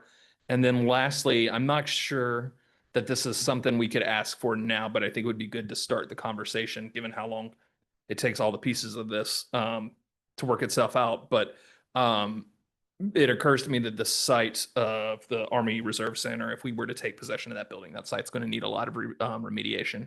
So I don't know that we could ask for like bond bill funding for a building we don't currently own. But if we still anticipate owning it in years down the line, it's probably a good idea to put that bug in the air of our delegation that, down the line, we will be coming and would appreciate funding to help with that remediation.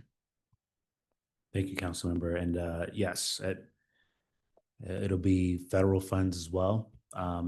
Both of our senators' offices are aware that that ask is coming.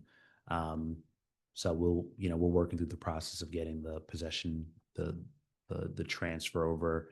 But you're right, it's going to require a lot of funds to get that up to the level that is ready to sort of receive for the community. But we'll keep that in mind.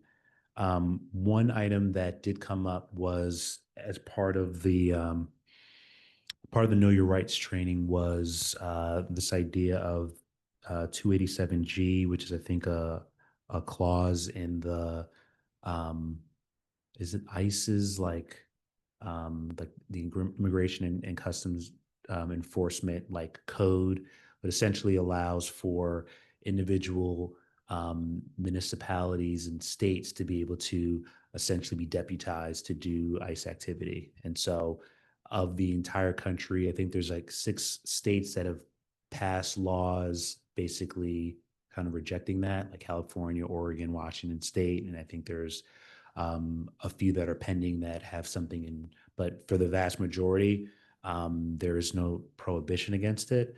I know the District 22 delegation, Delegate, was it Williams? Delegate Williams proposed this legislation. It did not make it, it made it through the House, didn't make it to the Senate, and she plans on doing it again. I think there are members of other parts of the Maryland delegation that are actively using this, and so they are not in supportive of it. So, but I think if we're looking, I know there's going to be opportunities or people looking for what are sort of immigration enforcement bills that that folks can try to get behind, and this seems, in my opinion, something that's very much in line with kind of our own current policies of we don't necessarily sort of advocate active enforcement and working with ICE, and so this is essentially trying to do not exactly the same, but somewhat similar from like a state perspective, and so. I believe there will be probably a few other municipalities that would be probably looking, they're already actively looking for what would something look like that we can sort of all support in this area. So this might be something that I would probably suggest at least going down that rabbit hole, especially since there's already a bill that's been passed the House that we can attach. And I'm sure Delegate Williams would be willing to come in and maybe even give more information on the origin behind it and her thought process behind sponsoring it if folks are interested in that. Mr. Mayor? Councilmember. I support that. Just wanted to express that. And to also just emphasize that our District 22 delegates were all in support of that ban. And so the focus would be on trying to make it clear that others should also be supporting this, not so much on our own delegation. The other thing I wanted to flag is that Councilmember Bo brought this up some time ago, and I didn't see him unmuting, so I just wanted to make sure this wasn't lost because I thought it was a good point that the counties that were affected by flooding in our state several months ago, didn't receive disaster aid again from the federal government. So definitely, would support us, at least rhetorically, supporting them receiving support for that rebuilding. Thank you, Councilmember. Okay. Any other comments on the state legislative priorities?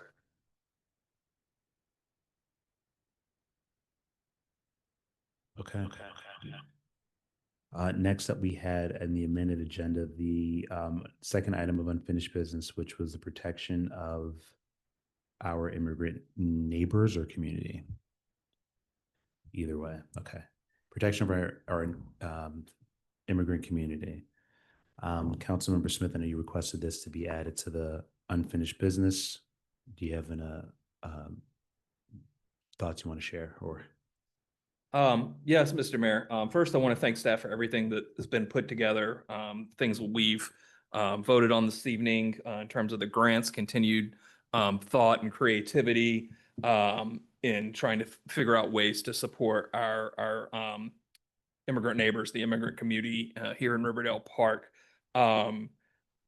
Those funding things, those creative ideas, all the things we can do, the One Riverdale Park project, those are all good. I appreciate the police being out in the immigrant community and building that trust and ensuring that, folks know that, if someone works for the town of Riverdale Park, there's someone that can be trusted. I think all of those are great things and I appreciate that we are doing them.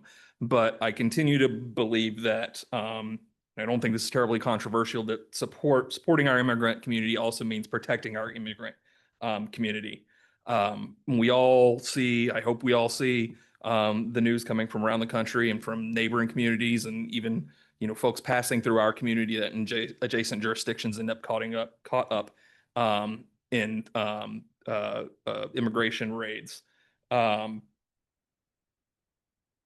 would direct council's attention to, and I can share this article over email or whatever, we can put it in the record, but an article from the 22nd of October, just 5 days ago, in The Guardian, noting some of the experiences of pregnant women in ICE custody.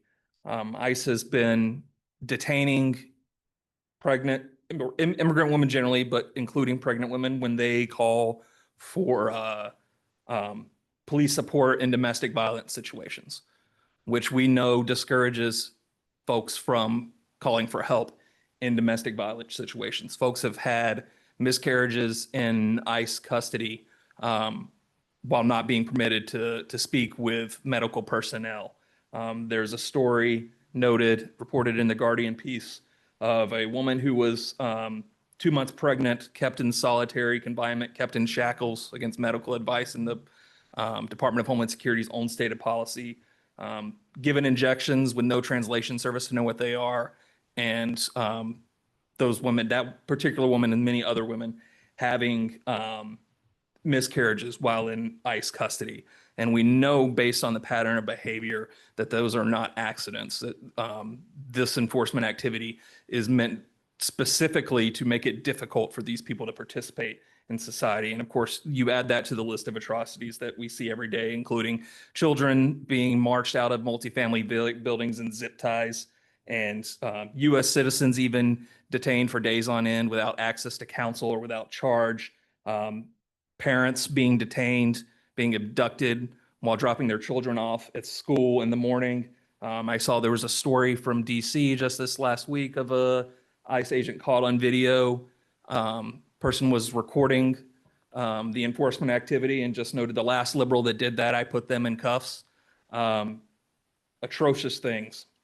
And we know that this is all happening in the context of also non-federal law enforcement people impersonating federal law enforcement officers and harassing and abusing and abducting immigrant folks, obviously without authority, because these are not law enforcement people. I continue to believe it is not that much to ask that we confirm when people are abducting folks off of our streets, when it happens, because we all agree it will happen in Riverdale Park, that we verify that those people are who they say they are and that they have the authority to do what they are doing. I don't think that is terribly controversial. So what we have is a situation where federal law enforcement authorities continue to interpret laws as expansively as conceivably or inconceivably possible, often outright ignoring them.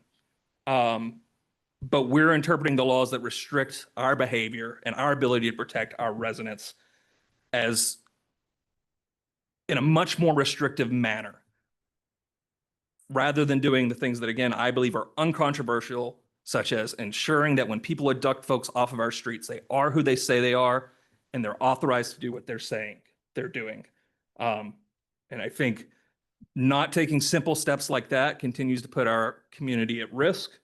And again, Mr. Mayor, I always go back to when this happens, because it will happen in our community, that I could honestly and sincerely and believably look the people in our community in the eye and say that we as a council and we as a town did everything possible that we could to prevent that from happening. And I don't think we can say that right now. I know I couldn't say that right now. And so I would continue to urge staff to think creatively in ways we can protect our town. I would encourage the council to continue to do so as well. And again, I would advocate for this item to remain on unfinished business, because I don't think this is a thing that we can let drop off of our radar. I think it is the urgency merits that it be included on the distributed agenda in advance of the meeting. And I hope we can think of some better ways as a council to protect our neighbors, because I don't think we're doing a good enough job right now. Thank you, Mr. Mayor. Are there any other council comments on this? I've got some thoughts to share, but we want to give people the opportunity to share. Mr. Mayor. Councilmember Wood. Just a request in follow-up to this. This question of identification and asking if there is authority to detain the person, whoever is in question. Is it possible to ask the attorney that you've been in contact with just about whether it is on paper required of supposed federal agents to identify themselves or produce evidence that they have authority to detain whoever they are interacting with? Is that something we could do just to have?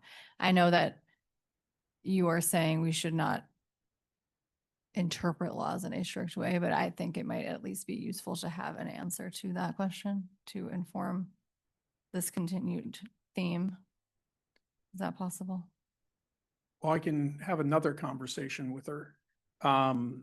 The directive that the chief has given to his staff. Well, first, what we have shared with the community and are sharing with the community, if you see something and you feel uncertain about it, then please call. And that the police will respond, and they will, based upon the totality of the circumstance, make a determination whether or not they believe there is a crime afoot, if you will. And if they believe there is, then they will engage and ask for confirmation of who someone is. My conversations with the attorneys included that there's a real fine line there. If someone's in the middle of a law enforcement action, we're saying, wait, time out, you have to prove something to us, then that could be interpreted as interfering. We cannot interfere. And so I trust our police. They go out here every day and make determinations based upon the totality of the circumstance, whether or not there is articulable, reasonable suspicion leading to probable cause that a crime is occurring. We did have someone in town, Chief, I hope I can say this, just a few weeks ago, who was impersonating a state trooper. Had nothing to do with immigration.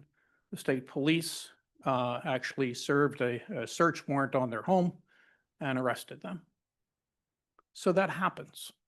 People do impersonate law enforcement. The staff have reviewed media reports to include the study or the analysis that CNN had conducted, talking about an increased rise of reported things.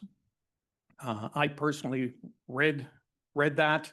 I looked at the reported cases, and I think our officers would be able to, if they engaged with the individuals who were arrested, they would have been able to determine that these folks are not who they may have claimed to be.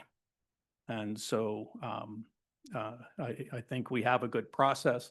Matter of fact, it's the same process as the LA police implement.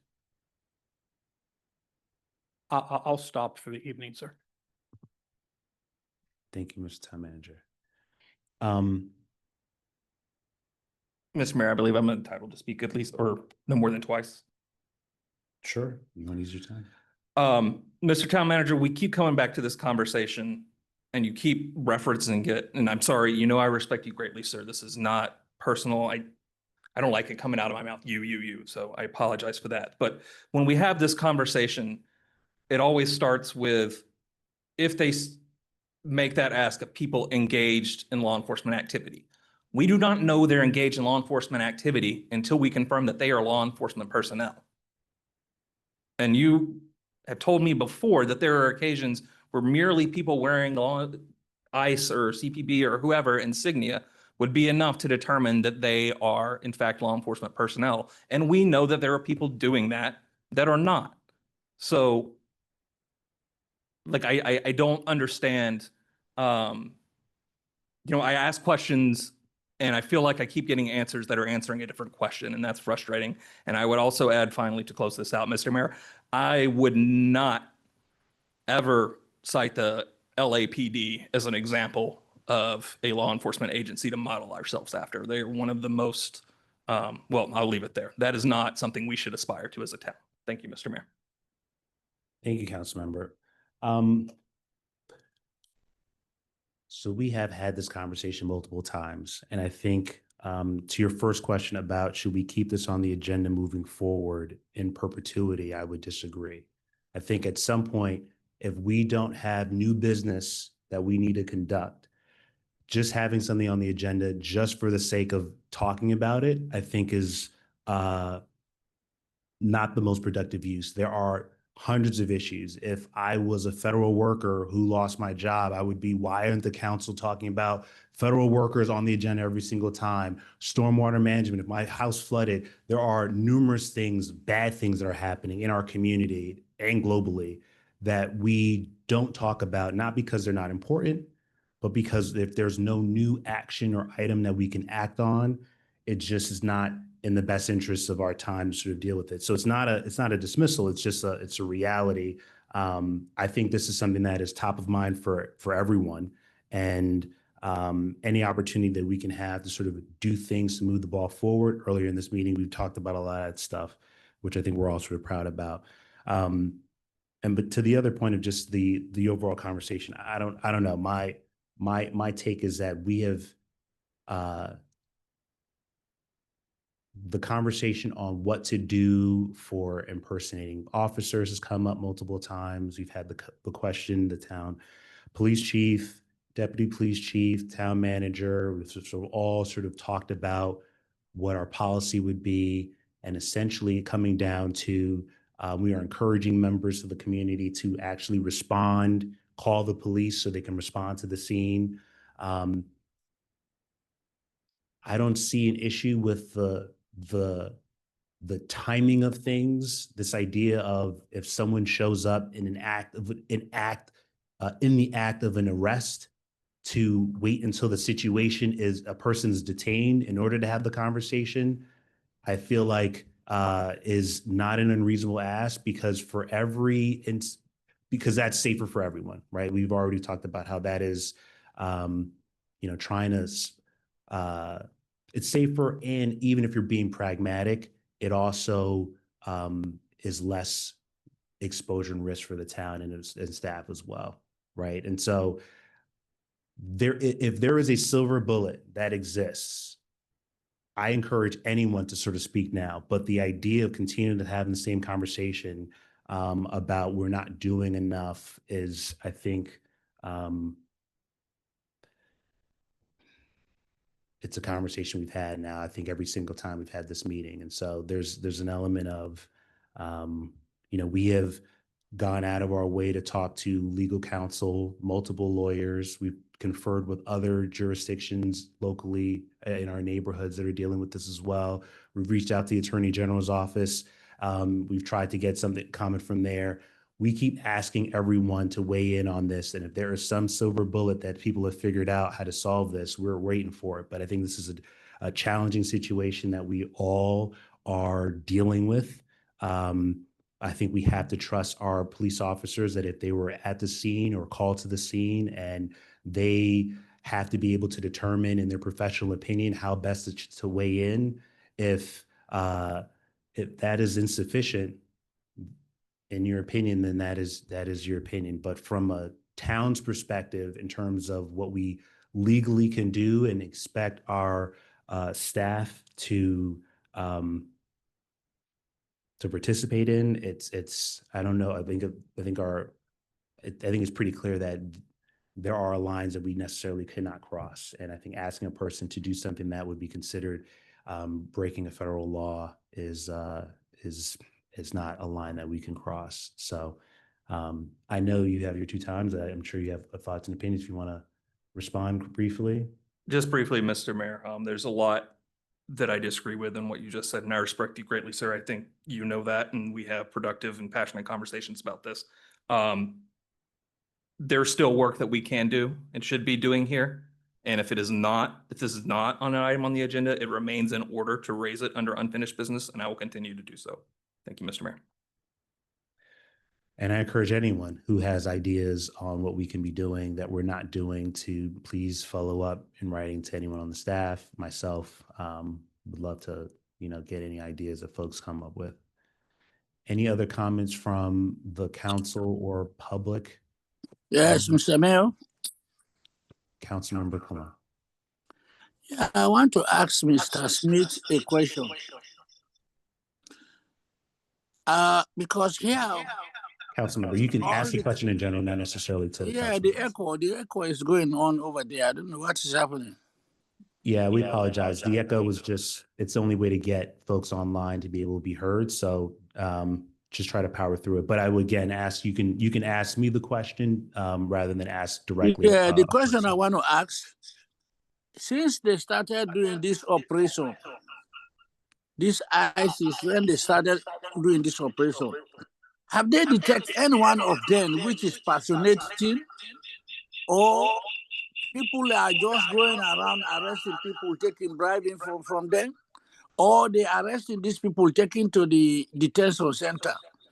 That's what I want to know, because this all the time, anytime we have meeting, this is coming up, it's coming up, and this is a federal operation. It's not like a private operation; it's a federal operation. So I don't know. That's why I'm asking if they have already, if they have detected one person who is passionate doing this job, let us know so that we can debate on it. But I don't understand. Thank you. Thank you, Councilmember. I think at the moment, nothing has been reported, but I think the concern is mainly around, we are seeing it reported in the news, and I think it's fair to be proactive in sort of concerns and, you know, trying to identify what we will do in the event that it does come to our community. But to our knowledge, no, there has not been an act of impersonation that we know, outside of the other state patrol trooper that was just discussed earlier today. That was unrelated to ICE. Okay.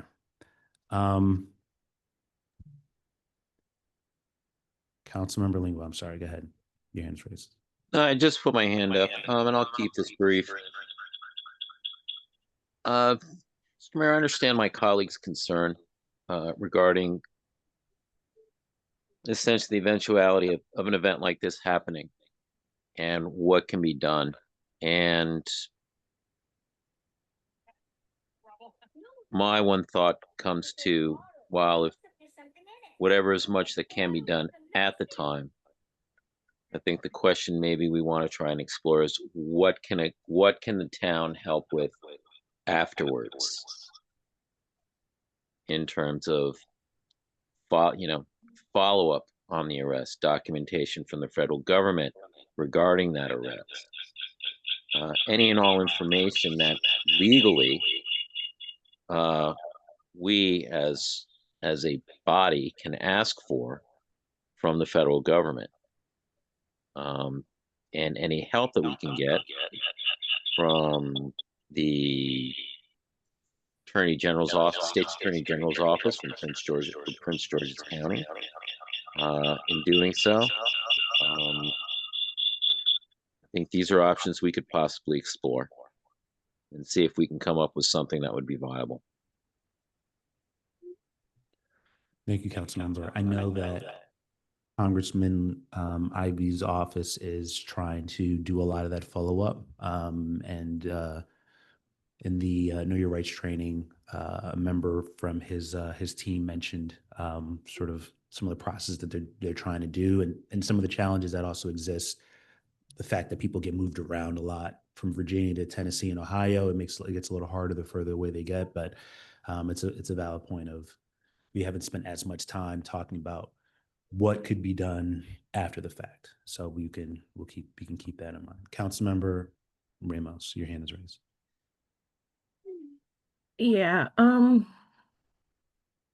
just wanted to make a quick statement. It kind of bothered me to hear these people, just because these people lived in all of our wards. We have a lot of immigrants, and it's not just Hispanic people. So when it's being spoken of, these people, I'm kind of taking it in a negative aspect, and I don't want to. These people pay taxes, and these people do not benefit from those taxes, and they have family as well. So I do agree that we are limited on what we can do. I followed up. I'm very in contact with the community. They know that we are trying to do our best to assist. They know we have other residents who are freely helping as well. And I get it and I respect it. And at the same time, I agree, maybe there's something else that we can do to see how we can help the family. I know I've shared a link with them on Facebook, and I can share it with you guys as well, that when people get detained in DC, they're putting all their pictures on this Facebook page, because from DC you go directly to Virginia. In Maryland, I don't think they're doing that as of yet. It's just a protocol because some people are getting lost. when they're being detained by ICE. Either their name is being changed or their information. So this page has actually helped people locate their loved ones when their information is not correctly being put online. Unfortunately, when they ask them to correct this information, ICE is telling them, it doesn't matter, you're getting deported, you're going back home anyways. So they won't update the information and they have to go by whatever they intake information that is there. So the concern, it's there, and I get it. Our back is against the wall, that we're limited on what we can do, but I would really appreciate if we could be mindful when we're speaking of them. Because, for example, I come from an immigrant home. I have immigrant relatives. So when you say these people, I take it in a negative way where they're nobodies. Who cares? That's just all I want to share. Thank you, Councilmember. And the reminder that language matters.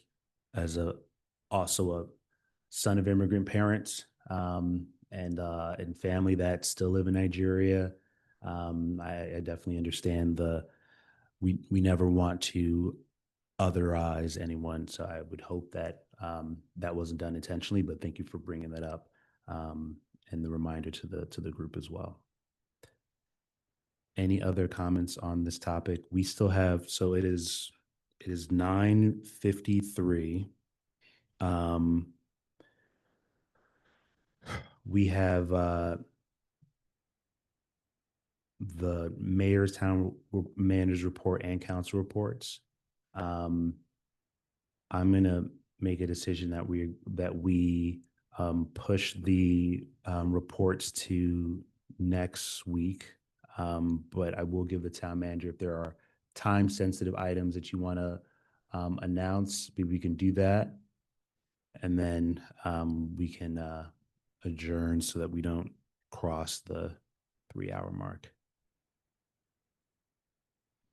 Okay. All right. Thank you with that. So with that, we'll adjourn the meeting at 9:54. Thank you all for participating in the double session today, and we will reconvene on Monday, February 3rd. November 3rd. Yeah. Thank you. November 3rd. Thank you, everyone. Good night. Night, Councilmember. Yeah. Night, folks. Good night, everybody.